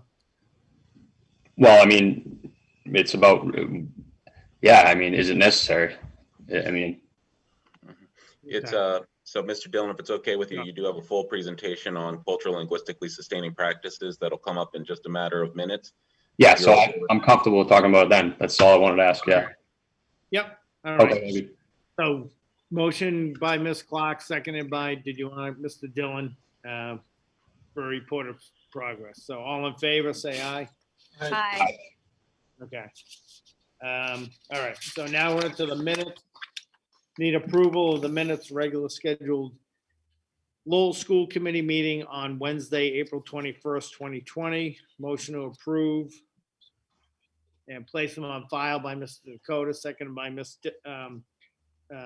Doherty. All those in favor? Permission to enter. So you're gonna separate. Motion to take the first one separate, please. Right. CTI. Yeah, Okay, so we're gonna separate them, the CTI part out. Oh, I got it. got There it. it is. Just fell. So we'll take Greater Lowell YMCA and Mercedes-Benz of Burlington up first. Any questions on those two? All right, so motion to accept the Greater Lowell YMCA and the Mercedes-Benz of Burlington. Motion to approve. Motion by Mr. Dakota, second by Ms. Martin. Roll call. Mr. Dakota, Yes. Mr. Dillon, Yes, Ms. Doherty, Yes, sorry. Mayor Leahy, Yes. Ms. Martin, Yes, Ms. Clark. Yes. 6 yeas approved. All right, and then now we'll take up the community teamwork. Whoever needs to leave can just, yep. Mr. Dak- Sure, but any First. questions on this one? Okay, motion to approve by Ms. Clark, seconded by Mr. Dakota. Roll call. Mr. Dakota, Yes. Mr. Dillon, yes, Ms. Doherty, Mayor Leahy, Yes. Ms. Martin, Ms. Clark. Yes. 4 yeas, 2 absent, approved. Okay. All There right, is Miss Sheehan, if you could, just by matter of minutes, make sure we recognize that Miss Doherty and Miss Martin did recuse themselves. Yes. yep, we did, thank you. Okay. Ms. Doherty and Ms. Martin, if you can hear us, you can come back. There we are. Motions, we're into motions. First motion of the night by myself, to have the office of the superintendent and the Lowell School Committee identify a day in early June as a day of appreciation for all Lowell Public School staff. Seconded by Mr. Second. Dakota. So what I wanted to do with this motion is just, we've had very difficult this school year and half of the last school year. So I just wanted to make sure that we don't leave anybody out. Everybody worked very hard, teachers, staff, principals, custodial staff, anyone and everybody, central office associated with the school system. And I just want to make sure that maybe we could pick a day and here in the city of Lowell, we could have appreciation day for Lowell Public Schools. So that was the gist of the motion, just to do that. Any comments? Okay, Mr. Dakota? Have you had an opportunity to look at various venues for this? Well, it's not so much to, because we're not going to get everybody at one place. We'll just kind of have a proclamation and declare it Lowell Public School Day. And if Okay. you see somebody that works for the public schools out and about, you can thank them for their dedication for the last year and a half, say. So that's what I was thinking. Not to really, there's no way we could get everybody together at one venue, so. No, but you could have like an ice cream social at all of the buildings.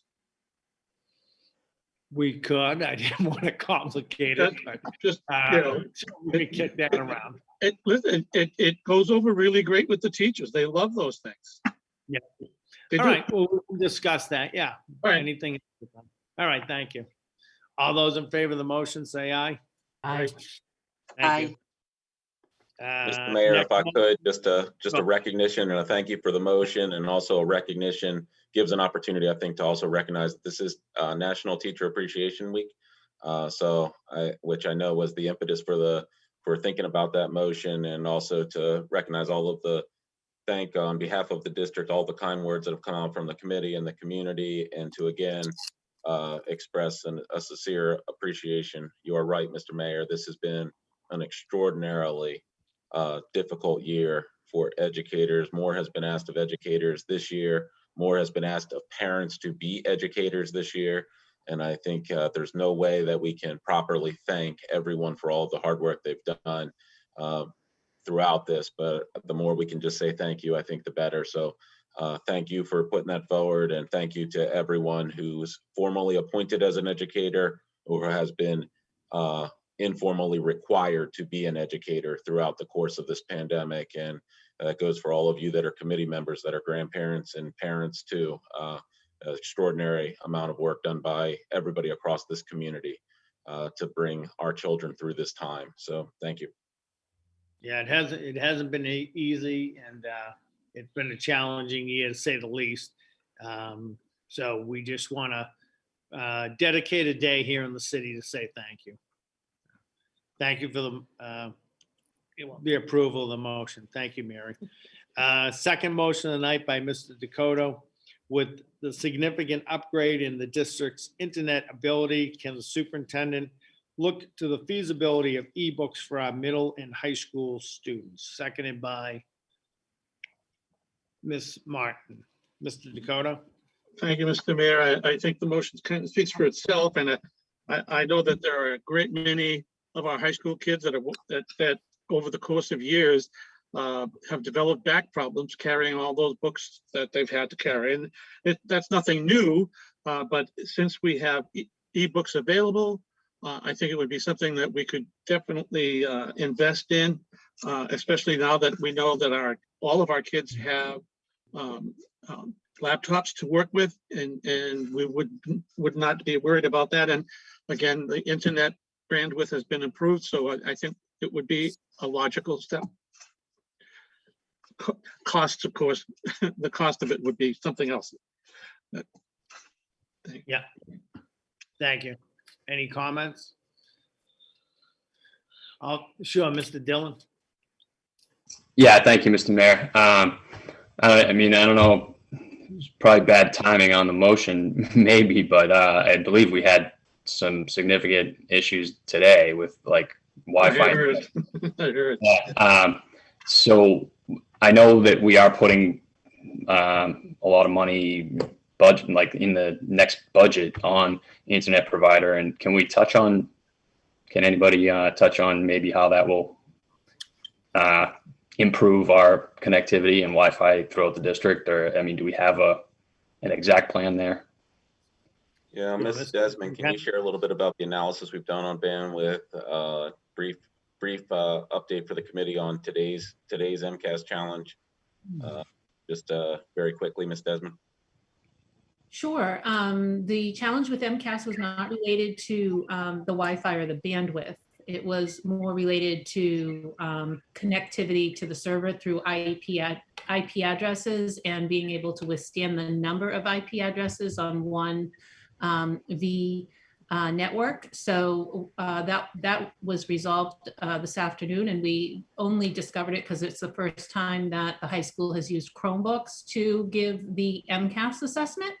And Chromebooks work very differently when they connect to the network from the MacBooks that we have used in the past to do MCAS online.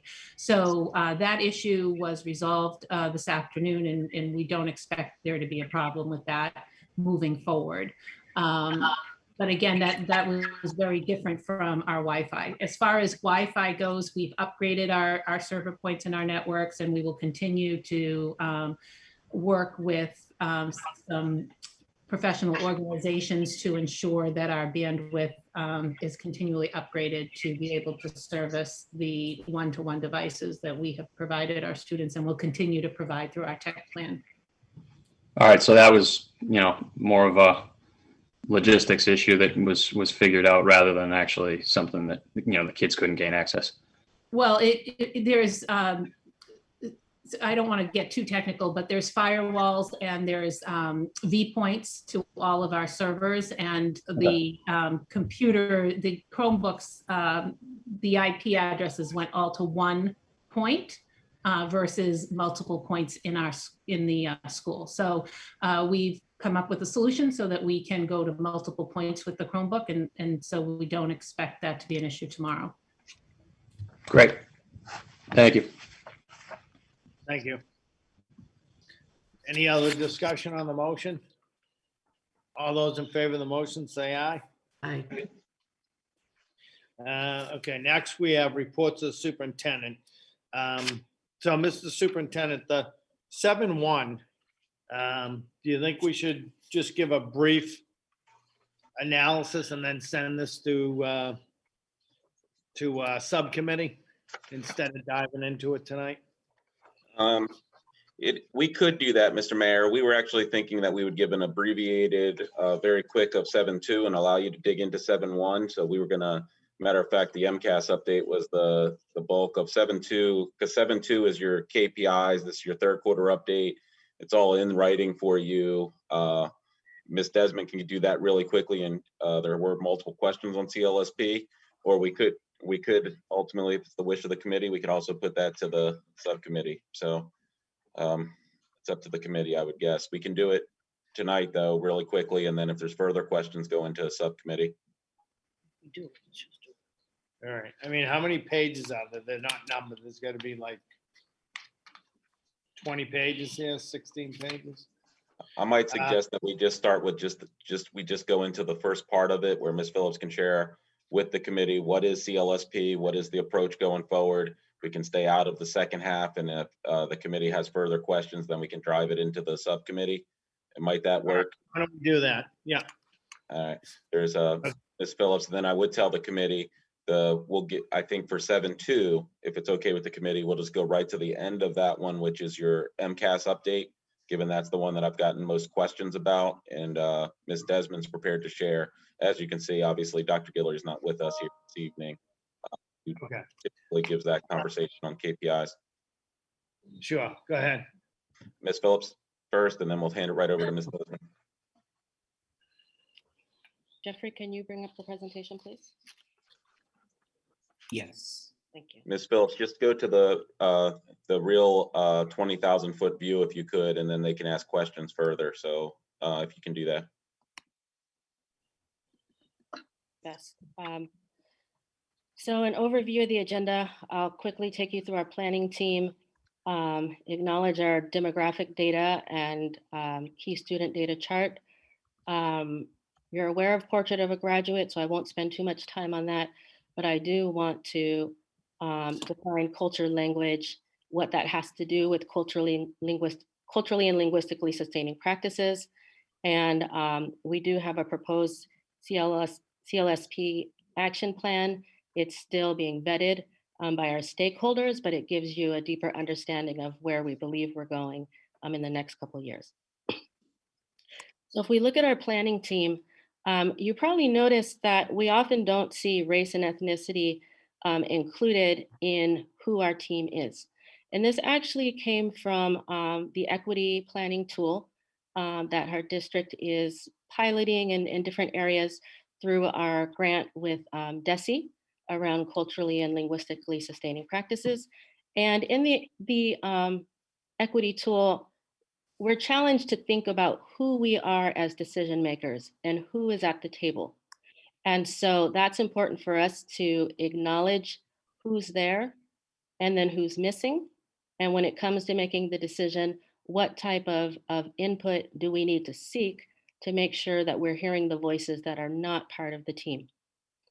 So I just wanted to put that out there. You'll see that we have a team of central office, of schools, union representation, and also a school committee representative, the chair of our equity subcommittee. Next slide. We've seen this, but we need to keep seeing this. This demonstrates the student demographics, the racial ethnicity demographics of our district. We have 75% students of color in our district. It's also important to acknowledge our selected populations, special populations. We have a very high English language learner population, which differentiates us from the state average and many districts across our state. And we also have a high percentage of economically disadvantaged families.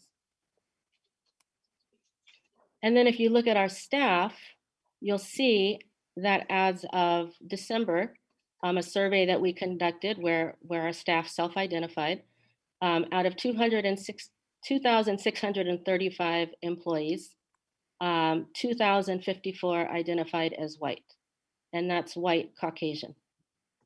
So we see our students, we see our staff, and we do need to ask, where are there gaps in relationships and decisions, based on who the decision makers are, right? And who the receivers of the decisions are, which would be our students and families. So I want to acknowledge that this chart here has been updated from the chart that you received in your packet. The trends have not changed, but I do want to acknowledge that when I pulled this data, it was on the same day that DESE was updating their website. And so there was some cross data between FY21 and FY20. So I made sure to make sure every box was accurate on this chart. Again, that there were small shifts. It doesn't change the trends, but I do want to acknowledge that this is the accurate chart. If you want to see the FY21 data, it is now available on the DESE website. But if you had a chance to look at this data, you can see that there are some disproportionalities, some gaps that we really cannot ignore.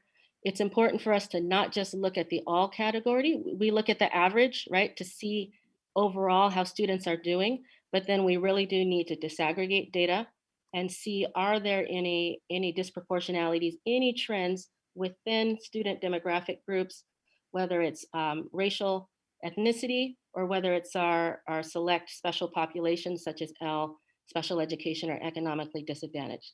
Because all of our students have the same abilities. How we serve them will bring them up to the standard that we have for all students.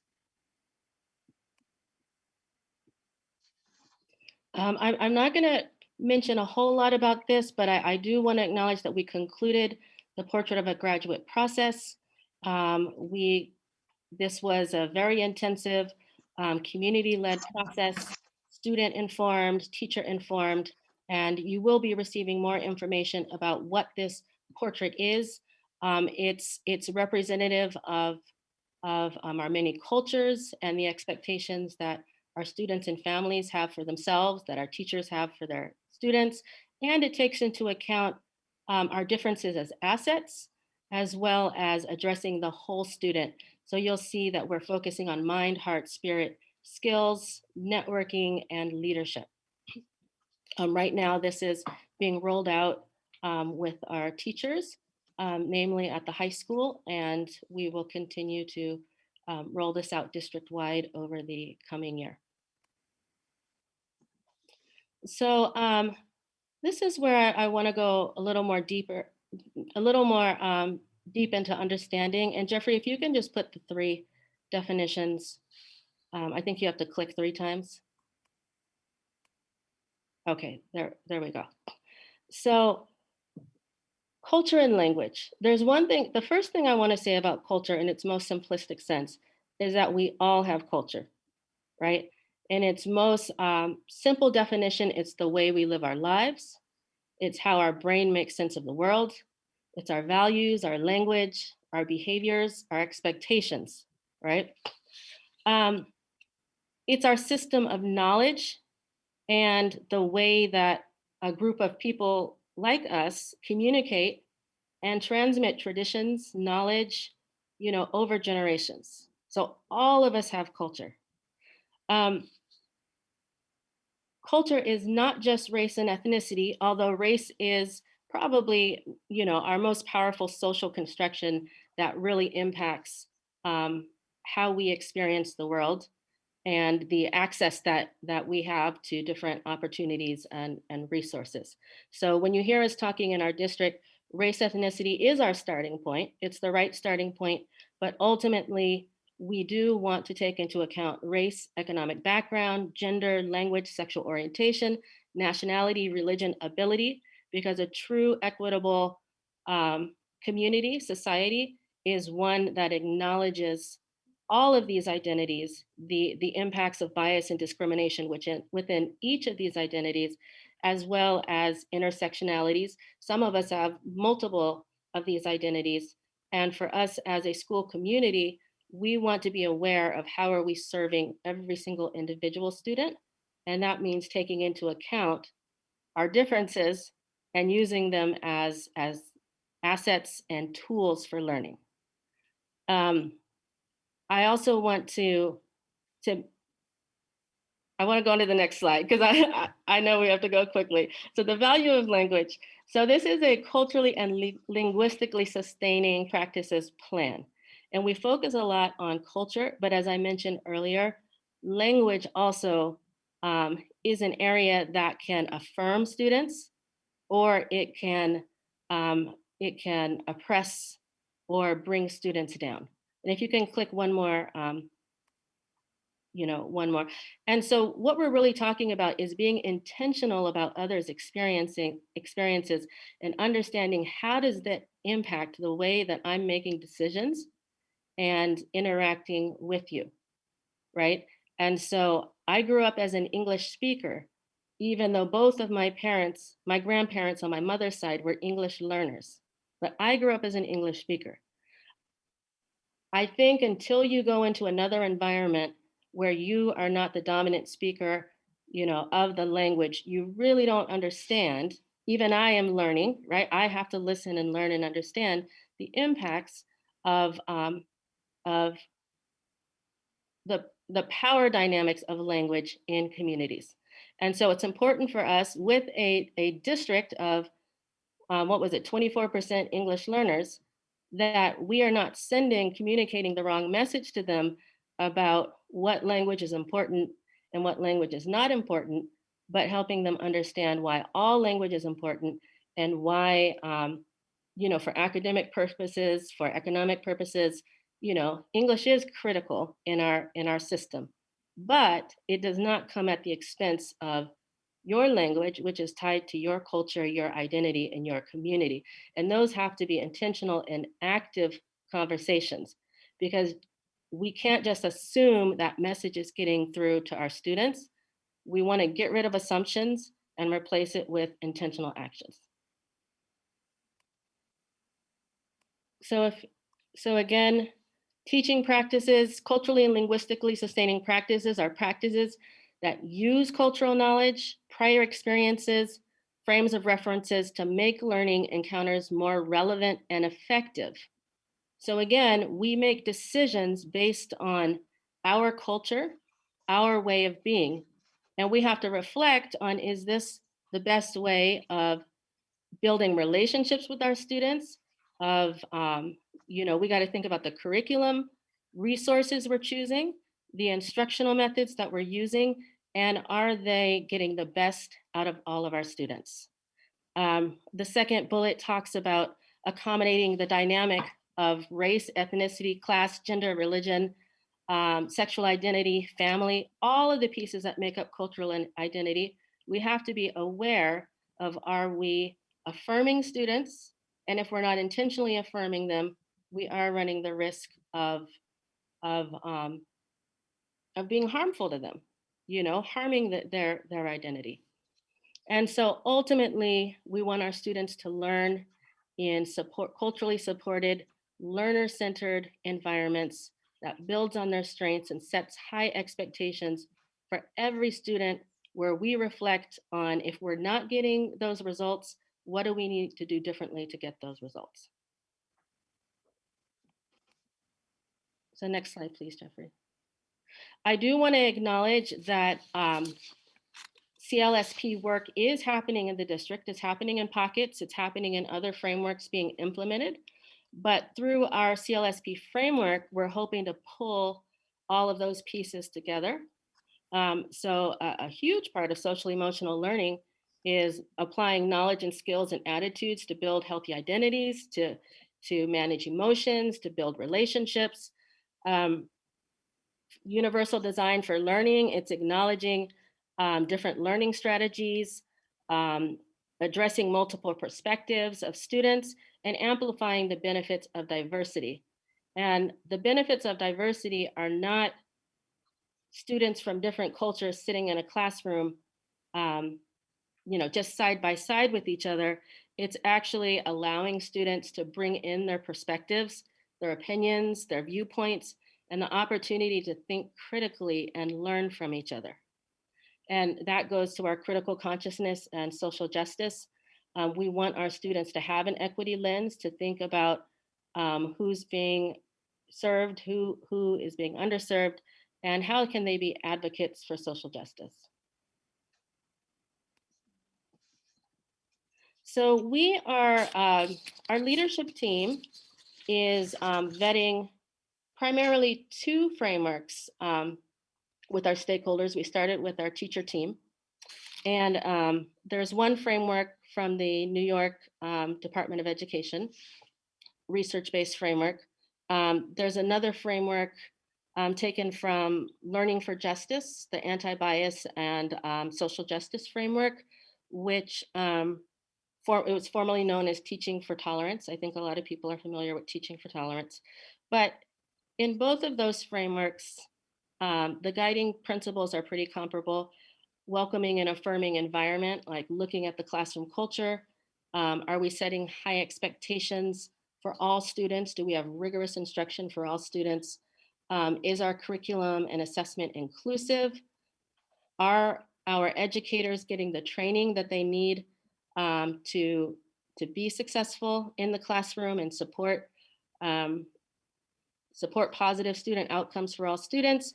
And then are we equitably allocating resources to support the needs of students?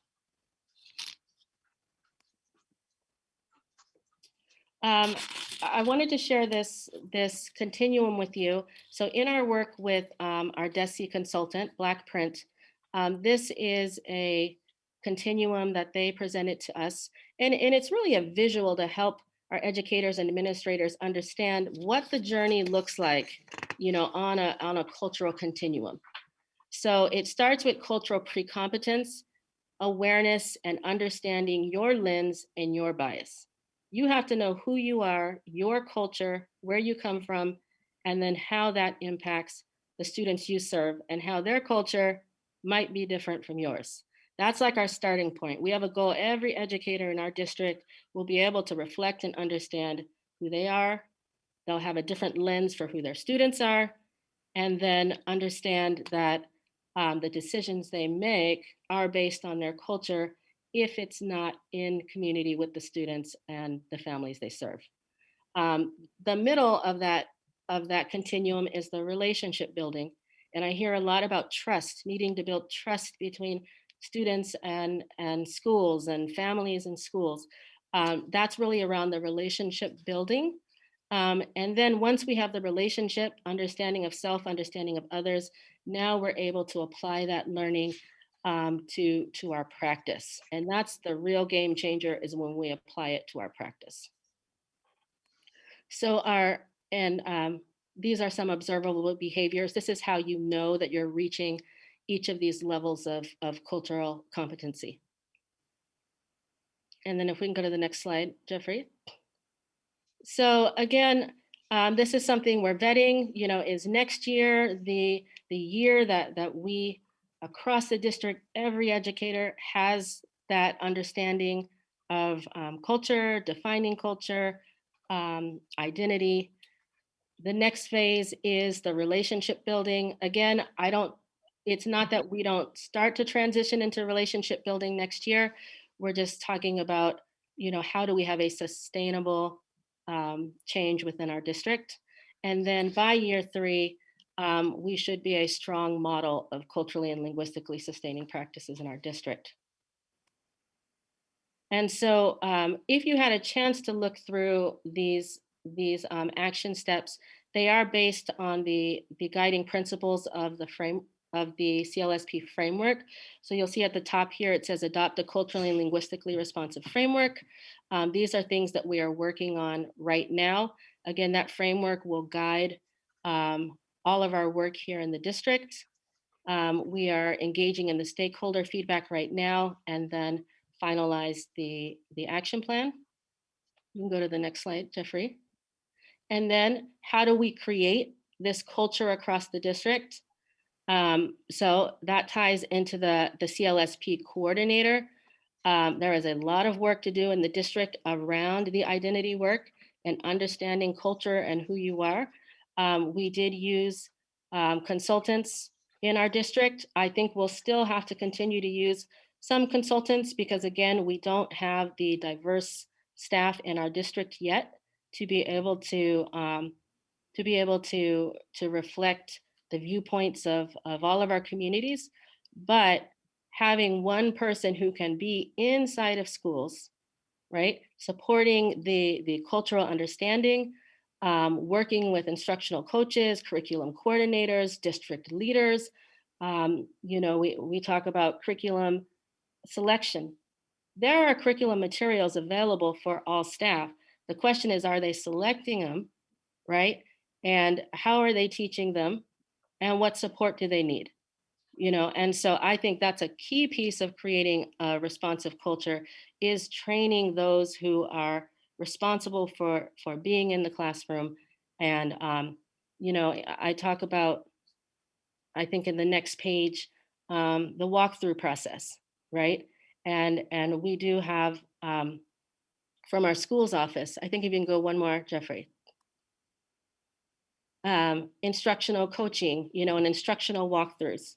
Those are where teams go through and they look at a grade level and different classrooms and the practices happening, in 5th grade literacy. Well, we also need to be going into classrooms, and after we've defined what do culturally and linguistically practices look like, a team going through and seeing, are we seeing the materials reflected in our classroom?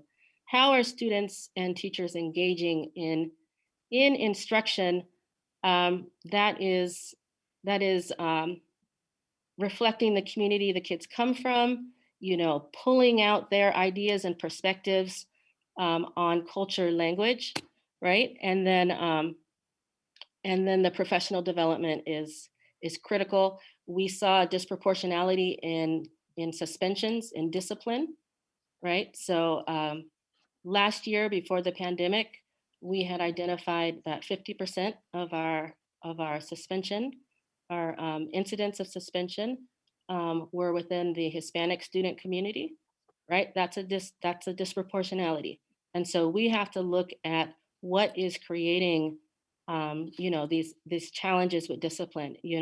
There's a lot of, relationship building that can address low-level disciplinary problems. Those are things that we have to look at, and that our CLSP coordinator would help our staff to think about and be aware of.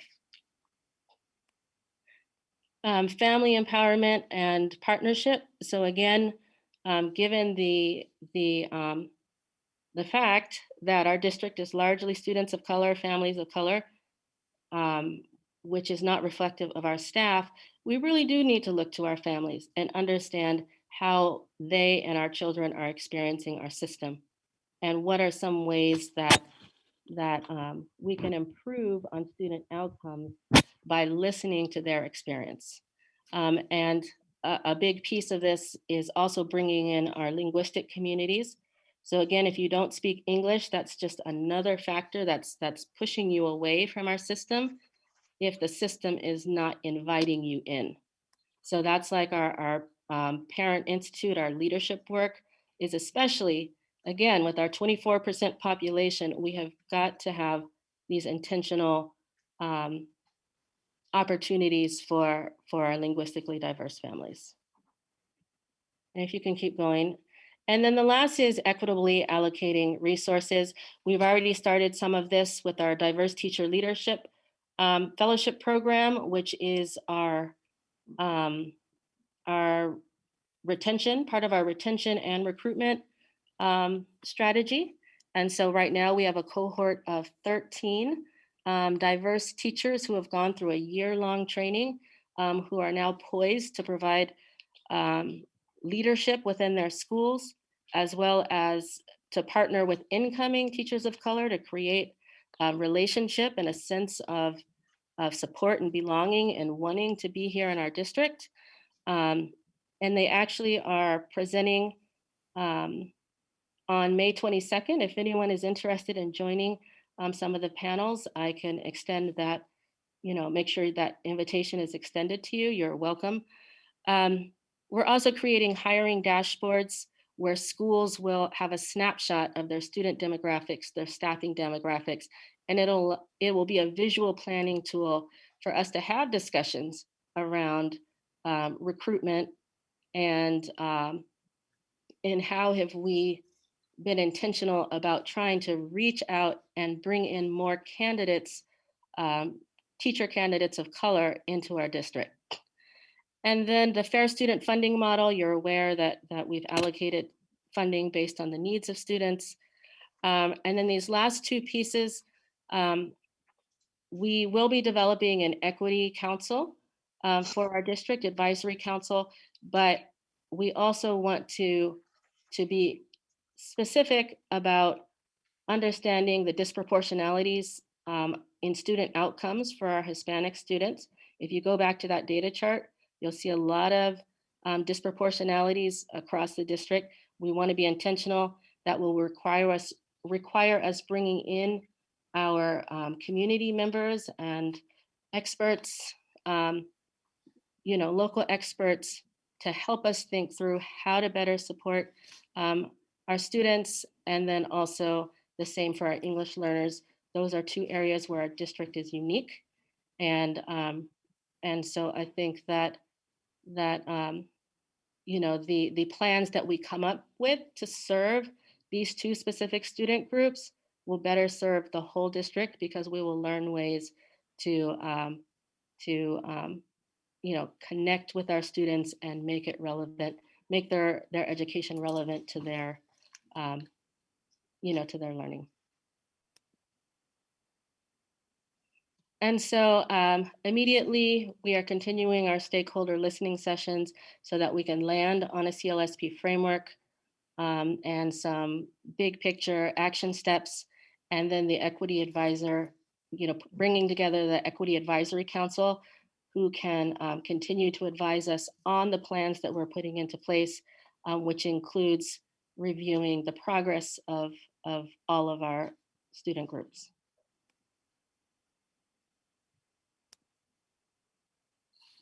Thank you, Ms. Phillips. That concludes the presentation. We'll stand for questions. I know I see a number of people that are in the audience that are participating in this work.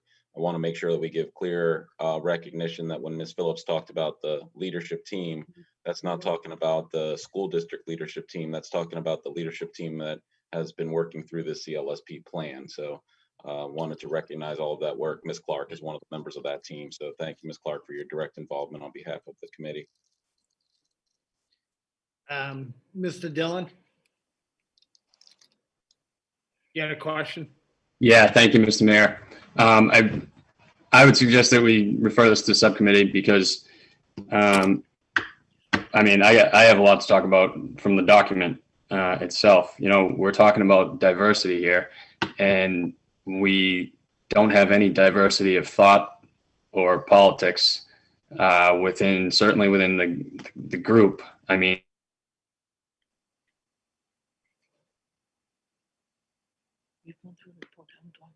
You're blanked out.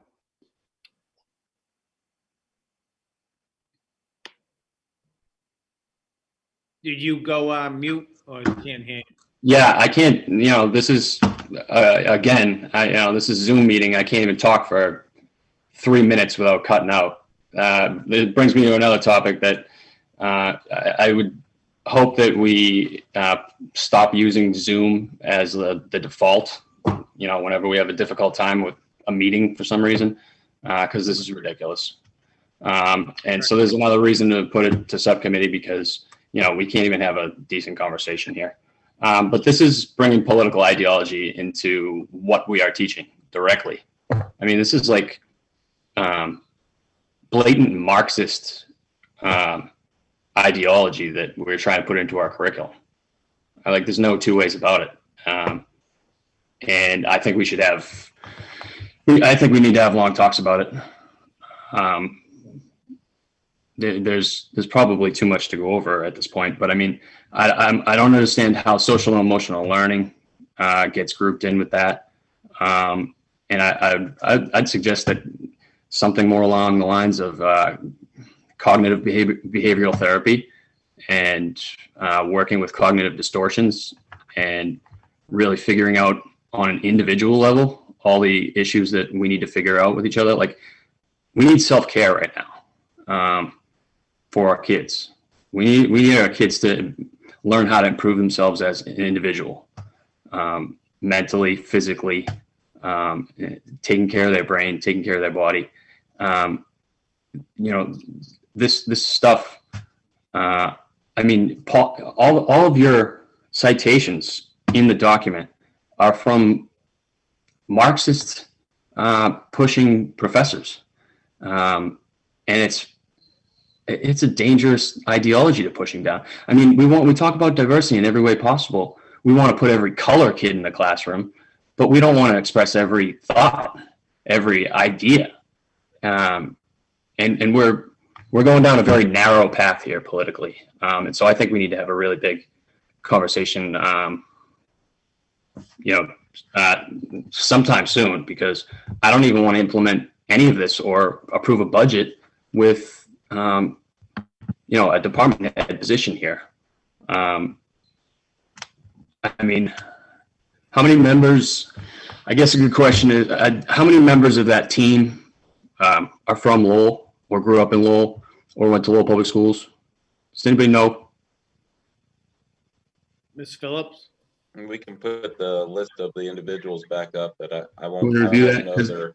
It just seems to me that we are really pushing the fact that our minority kids are somehow being oppressed in the city, and pushing all these ideas of oppression and oppressed groups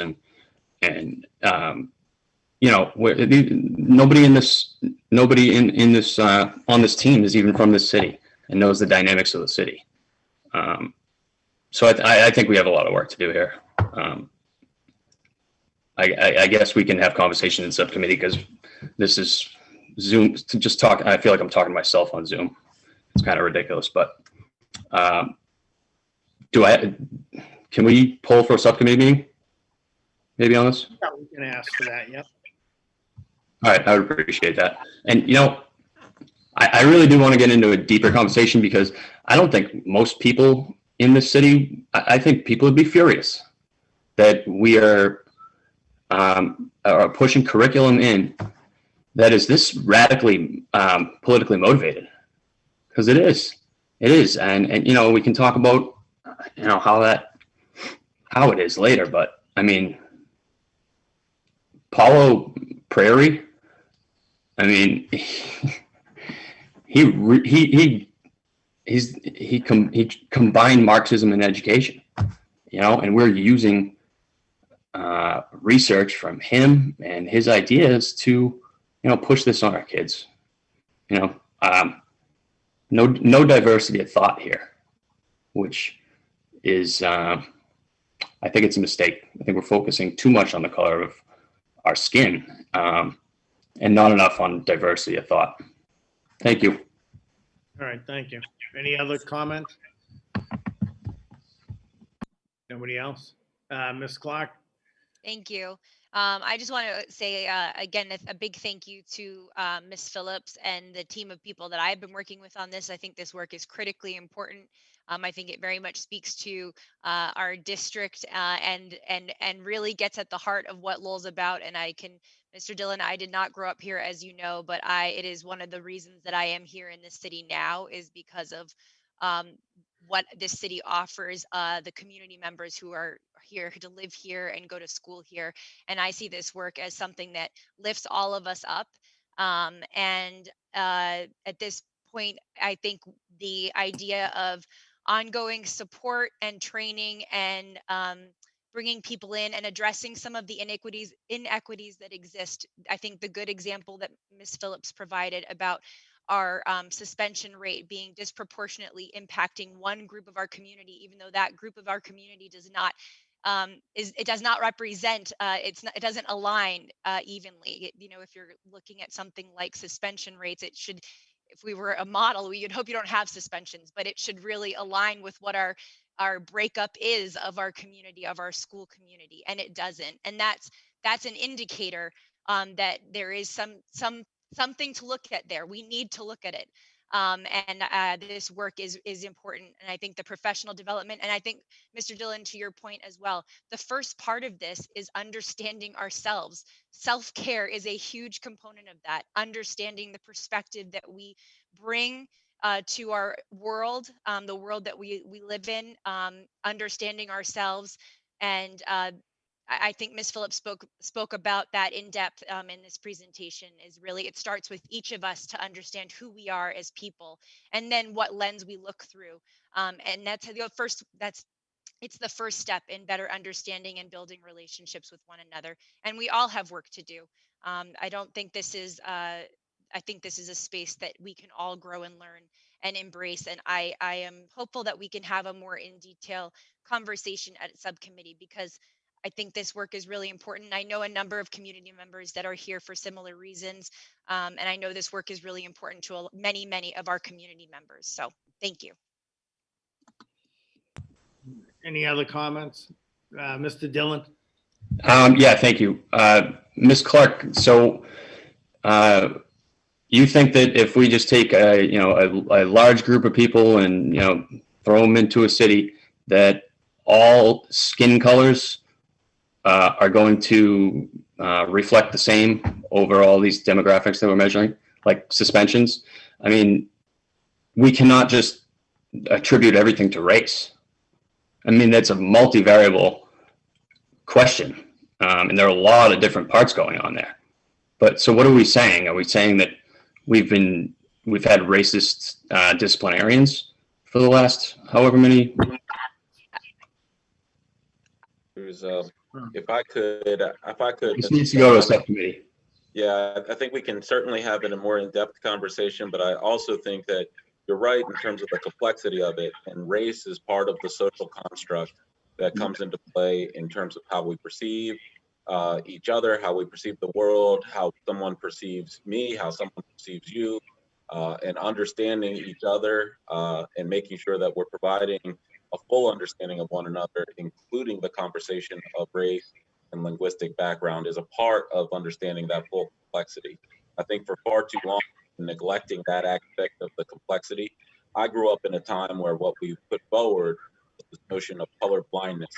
What we learned through that entire era of color blindness is that we were exacerbating these results and these gaps that unfortunately had certain groups advantage and other groups disadvantage. And we can see Oppressors and that. oppressed, right? I'm sorry. Yeah, oppressors and oppressed. You certainly have that play out across time. I think that there's clear evidence of that play out across time.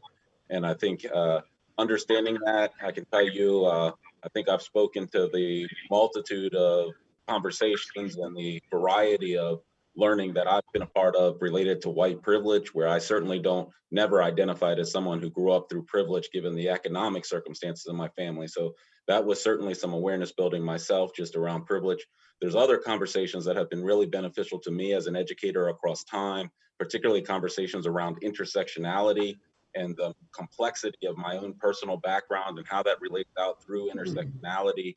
That's also been beneficial, I think, been beneficial to educators across the district. So this is not looking at it in any type of myopic way, nor is it looking at it as any as that anything is somehow be the silver bullet solving the challenges that are in front of us. Just making sure that we're not neglecting any aspect of it or walking away or shying away from the most difficult aspects of it. And if we're going to be very, very frank within the society we live in, the United States of America, race has been some of the most complex and most shied away from conversations. And we've got to make sure that, I think the language Ms. Phillips used of intentionality. Shied away from, it's all we talk about. Why don't we send this to the subcommittee if we want to? Is there a motion to send this to the subcommittee? Ms. Doherty, did you have a question or are you seconding? Well, I'm actually chair of the equity subcommittee, and I would be happy to have this discussion in that framework. A motion by Mr. Dillon, seconded by Ms. Doherty. Send it to the subcommittee. But if I could also make a couple of comments. Sure, go ahead. Could I do that? I'll be brief. I know we're running late here. I really need to see that job description for the CLSP coordinator. And while I agree with Mr. Dillon that there are multiple factors that impact behavior and outcomes, and I think it does behoove us to look at what some of those factors are. And if we are contributing to this, to stop that, to figure out ways to do that. And I think that when we talk about the cultural and linguistic practices that within the confines of professional development, I think we've been working towards doing more of that, just like we've been working towards improving our diversity and hiring more staff that represent the students that they teach. We understand that there's a benefit to that. Whether we want to move into actually funding this position, I need more information. I need to see how that's going to work in the context of the structure, but I'm not against this effort. I think it's part of multiple efforts to do a better job of understanding and communicating our perspectives and our, where we come from and how we can help our students learn. That's really the bottom line in all of this. So I think we should send it to subcommittee. We absolutely have to get that job description before we can even possibly think about funding. I believe it's listed here as a coordinator role for $100,000. And I think I would be looking right out of the gate to be including it in the professional development plans going forward. I don't think it's a one and done kind of thing. We do have to build and grow, and takes time to change these kind of things. And to, so I guess I'm looking for more information, but I'm happy to do this further dive in subcommittee. Thank you. All right, so a motion to send it to subcommittee by Mr. Dillon, seconded by Ms. Doherty. All those in favor? Aye. Say aye. All right, Mr. Dakota, did you want to try to schedule for the next Wednesday on the 12th? If we don't have anything? Sure. Ms. Doherty, yeah. You want to do this next week, are you saying? I'm not available next week. No. No. I'm trying to do facilities too, so All right, well, I I mean, thought we you can wanted to move get. forward if we have the job description. I think we can start to get a better sense. If you're okay, All right. Mr. Mayor, I can coordinate all the scheduling. I'm hearing a lot of questions of committee, and we're a shortened committee configuration right now. So I'll work with each of the chairs, and I think we're taking notes of all these subcommittees we got to get scheduled. So if you're okay with it, Mr. Mayor. Yeah, I just make sure you stay in touch with me, because I didn't even know you put this together, and I don't know how you picked Miss Clark out of the subcommittee, but out of the committee, but just make sure you stay in touch with my office on this. Absolutely. So, all right. Mr. Dakota, you had a question? No, just a statement, because it keeps getting brought up that our numbers of suspensions are out of whack with the rest of the state and or wherever, and that our numbers are high in terms of certain ethnic groups.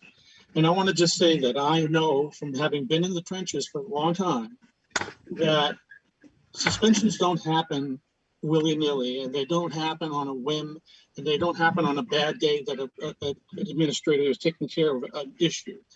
If there's something really necessary that student needs to get suspended, that student should be suspended. I don't care what color they are or what, I don't care who they are, male, female, doesn't matter.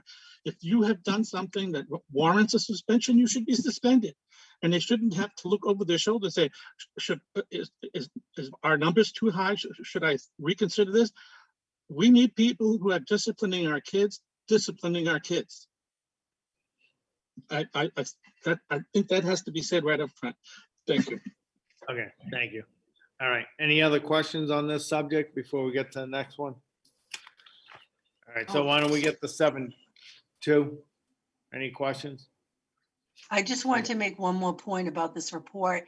In the report, Ms. Phillips broke down the demographics of our students, and I added up the EL students. It's 57.9% of our students are somewhere on the English language learner spectrum. And again, I want to emphasize, we need to be looking at what supports we're providing for direct services to those students.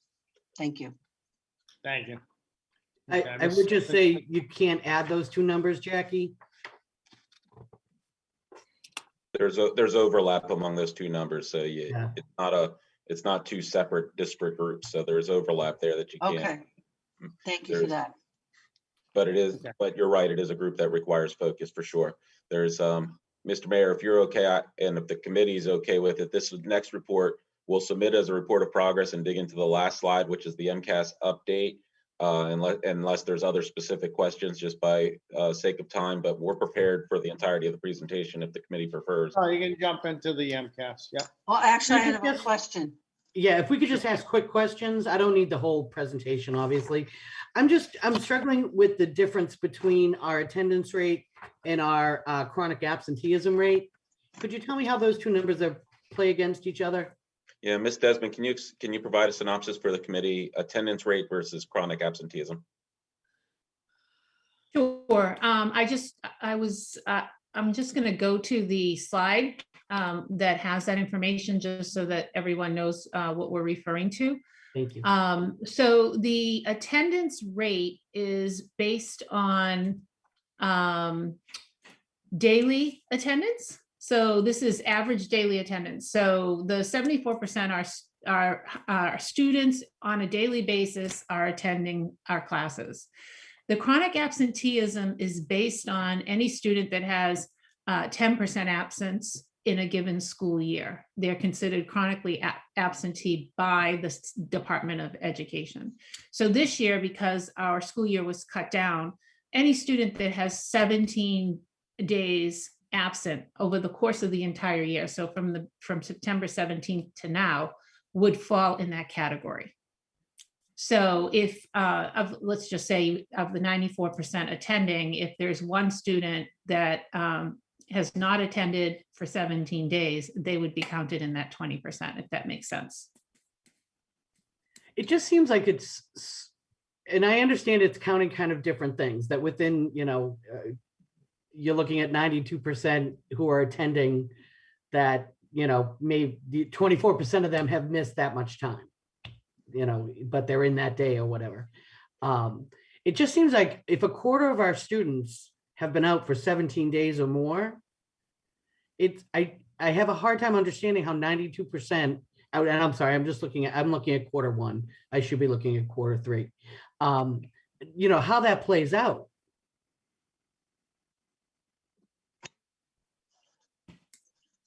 Ms. So Bevan, can you elaborate? yeah, so I think the way it plays out is that, again, it's based on 17 days absent. So, you know, we may have several students that have 17 days absent over the course of 170 days, but that does not necessarily mean that they're missing the same days each day. I guess that's what I'm trying to get at. So the 6% that are out daily are making up the students that are accumulating 17 days over this long period of time. So I think that the fact that it's simply 17 days that constitutes chronic absenteeism over the course of 170 days, I think that's how we are getting to this number. But you know, we can come up with, we can provide probably a more detailed report that might help clarify this a little bit more for everyone. I don't need a big song and dance. I guess I'd be curious, do these numbers track across the Commonwealth? Like in gateway districts, is this a typical kind of interplay? Because I mean, it's students who've missed over 3 weeks of school. And at this point, you know, sure, at this point, we're at, you know, quarter three, but in quarter one, when we only had 2.5 months, we were at 24% who had missed 3 weeks, you know, a week every month. No, it's the total number of days to that point in the year. So if there's 60 days of school, 6 absences would be considered chronic absenteeism. That's right. At that Oh, point. okay, so it gets. That's okay, right. so Yeah. That's right. That's Okay, exactly okay. right. So that's why we're seeing the improvement over quarters. So, you know, to your point, the first quarter of, so basically 170 days divided by 4 would constitute that first quarter number. And I think with sort of the slow start at the beginning of the year, as far as people getting used to the remote environment, et cetera, I think that's why we saw a larger number. But a lot of that has leveled off over time. And I would expect our fourth quarter to probably be less. Okay. Is this a statistic I could pull at the DESE site for the other gateway cities? So you can pull this information from the Department of Ed website, but I'm not sure. I'll have to look to see how updated it is because it's based on our submissions to the state. And so there's usually typically a lag based on that. Okay, but I'd be able to look at it and see if it's okay. So you don't need to worry about pulling it together. I can check that out myself. Thank you. Any other questions? I can't see. Yeah, Ms. Darnay. Could you close the slide so we can see? Am I on mute? Oh, okay. So actually, Ms. Martin had pointed out one area that jumped out at me, and I was wondering if we have data to look at past years. Have we always had this high percentage of chronically absent? And then again, of course, the piece with the state. How, I don't know if that's updated enough to get a sense of how maybe we've all been suffering from this chronic absenteeism because of the pandemic. I don't know, but it does seem really high. Yeah. How can we compare those? We can get this information. We have to report it to the state every year. So we can certainly pull some data from previous years. Okay, thanks. Anything else? Okay, anything else on this, Mr. Superintendent? No, I would just again highlight for everyone because despite our advocacy, obviously we still have the legal requirement now of the Mcas window. It's not we as a district, you as a committee, we've been quite clear that we don't see the value in a standardized assessment in this context. There's far greater value in use of time, but all of that advocacy, unfortunately, has fallen on deaf ears at this point. So I just wanted to make sure the committee had that information. It's within your packet. Ms. Desmond can answer any questions the committee may have. Otherwise, we'll submit it just as a report of progress. Okay, thank you. Any questions on that? All right. Mr. Mayor, just to ask or Yeah. comment, families can opt out of the MCAS for their students individually, correct?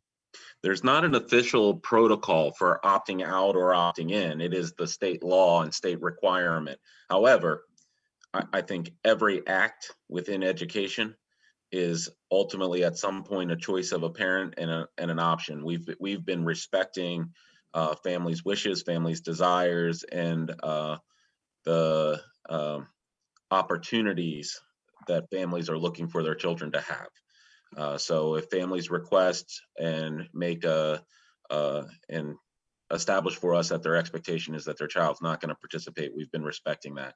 If you following on to Ms. Martin's message about can you go on to the state about this other information, I think it's important to know within this, you won't find any aspect of opt-out requirements at the state level. It's not something reflected in the law, but we as a district absolutely respect the wishes, the desires, and the demands of our families. And if that's an expectation that's set by a family by way of saying they don't want their students to participate, we make sure as a district that we support them, and that's the process and the policy we've been following. And would a family just reach out to their principal to ask to put that request in? That's correct. Yep. Thank you. Anything else? All right, personnel report. Thank you. This report submitted for the committee's review. Dr. Hall is available if there are any questions. Any questions? Everything okay at the high school? We had 3 resignations from the cafeteria. Yeah, Dr. Hall, is there anything out of the ordinary to report by way of cafeteria at the high school? I don't think there is. No, nothing noteworthy. Okay. All right. Need a motion to accept the reports 7-1 through 7-3 as report of progress by Mr. Dillon, second by Ms. Doherty. You were just approving, right, Mr. Dillon? No questions?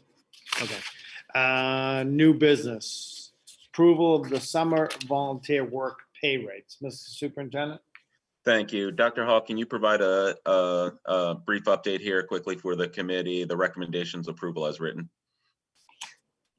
Sure. These are for paraprofessionals and cafeteria pay rate. I would note in the memo in the last line of the second document, I forgot to change the school year to 2021, 2022 in the second to last line. So that was a Scribner's error if the machine could note that. But we believe in order to keep up with the minimum wage going up, and in order to get enough of a workforce this summer to provide the community meals, and in order to attract paraprofessionals for summer school, that these rates in these 2 documents are appropriate. Any questions on this? So that, Mr. Hall, the regular hours are above and then the summer hours are just updated? Yes, so this doesn't affect the regular pay rates. These are outside the collective bargaining agreements and are completely voluntary for the employees to participate or not. I think another challenge that I noted in the memo is a lot of employees are looking for leisure time too, since people have been working extra hard this year. And in fact, many paraprofessionals have stepped up and are teaching in teacher roles or providing more coverage. So they may value the time off more than working in the summer. So we think we've set these rates in an appropriate spot to maximize the productivity of the workforce. Okay, thank you. All right, need a motion to approve the summer volunteer work pay rates by Mr. Dakota, second by Ms. Doherty. Roll call. Mr. Dakota, Yes. Mr. Dillon, Yeah. Yes. Ms. Doherty, Yes. Mayor Leahy, Yes. Ms. Martin, Yes. Ms. Clark. Yes. 6 yeas approved. You had a question, Ms. Doherty? I just was concerned. It's only for the summer, so their salaries are gonna go back to the, I think that would be hard, for somebody to, but that's really what we just did, right? We said we're gonna increase the pay Yeah. just for the That's what- summer. Yeah, that's what Mr. Hall was saying, that Dr. Hall was saying that we're trying to entice people to come in for the summer where we've had a difficult year and they may want the time off and hard to get people to come in. So we're gonna increase it just for the summer to get them to come into work. Okay. That good? Okay. Budget transfer. Thank Mr. you. Ms. Turner, can you provide a brief summary of the recommendations approval as written? The transfer is simply a matter of, when we explained the chart of accounts with Desi and how if we wanted something to be net school spending eligible, it had to be under 5,000 or under 150,000. Well, the $1.6 million transfer that we did for the facilities improvement all seem to exceed these amounts. So they're going to a capital improvement account instead. So it's just moving those funds to the capital improvement account. And So that that's we for can this start year doing, only? I'm sorry? That's for this year only? Yeah, it's just moving it from one account, it's to another account. It's all going to be spent in the same manner that we presented. It's not changing the spending plan, it's just changing the account number. Okay. Motion Any to questions approve. on this? Motion approved by Mr. Dakota, second by Second. Ms. Clark. Roll call. Mr. Dakota, Yes. Mr. Dillon, Yes. Ms. Doherty, Yes. Mayor Leahy, Yes. Ms. Martin, Yes. Ms. Clark. Yes. 6 yeas approved. Okay, 9-1, members of the United Teachers of Lowell hereby donate 15 sick days to Dorothy Miller at the Bartlett School. Any questions? Sure, Mr. Dillon. Motion approved. Okay, motion Second. approved by Mr. Dillon, seconded by Mr. Dakota. Roll call. Mr. Dakota, Yes. Mr. Dillon, Yes. Ms. Doherty, Yes. Mayor Leahy, Yes. Ms. Martin, Yes. Ms. Clark. Yes. 6 yeas approved. Okay, any other business? All right, motion to adjourn by Motion to adjourn. Dakota, seconded by Mr. Dillon. Thank you. Thank you. Take care. Be well. Bye. Good work, everybody. Thank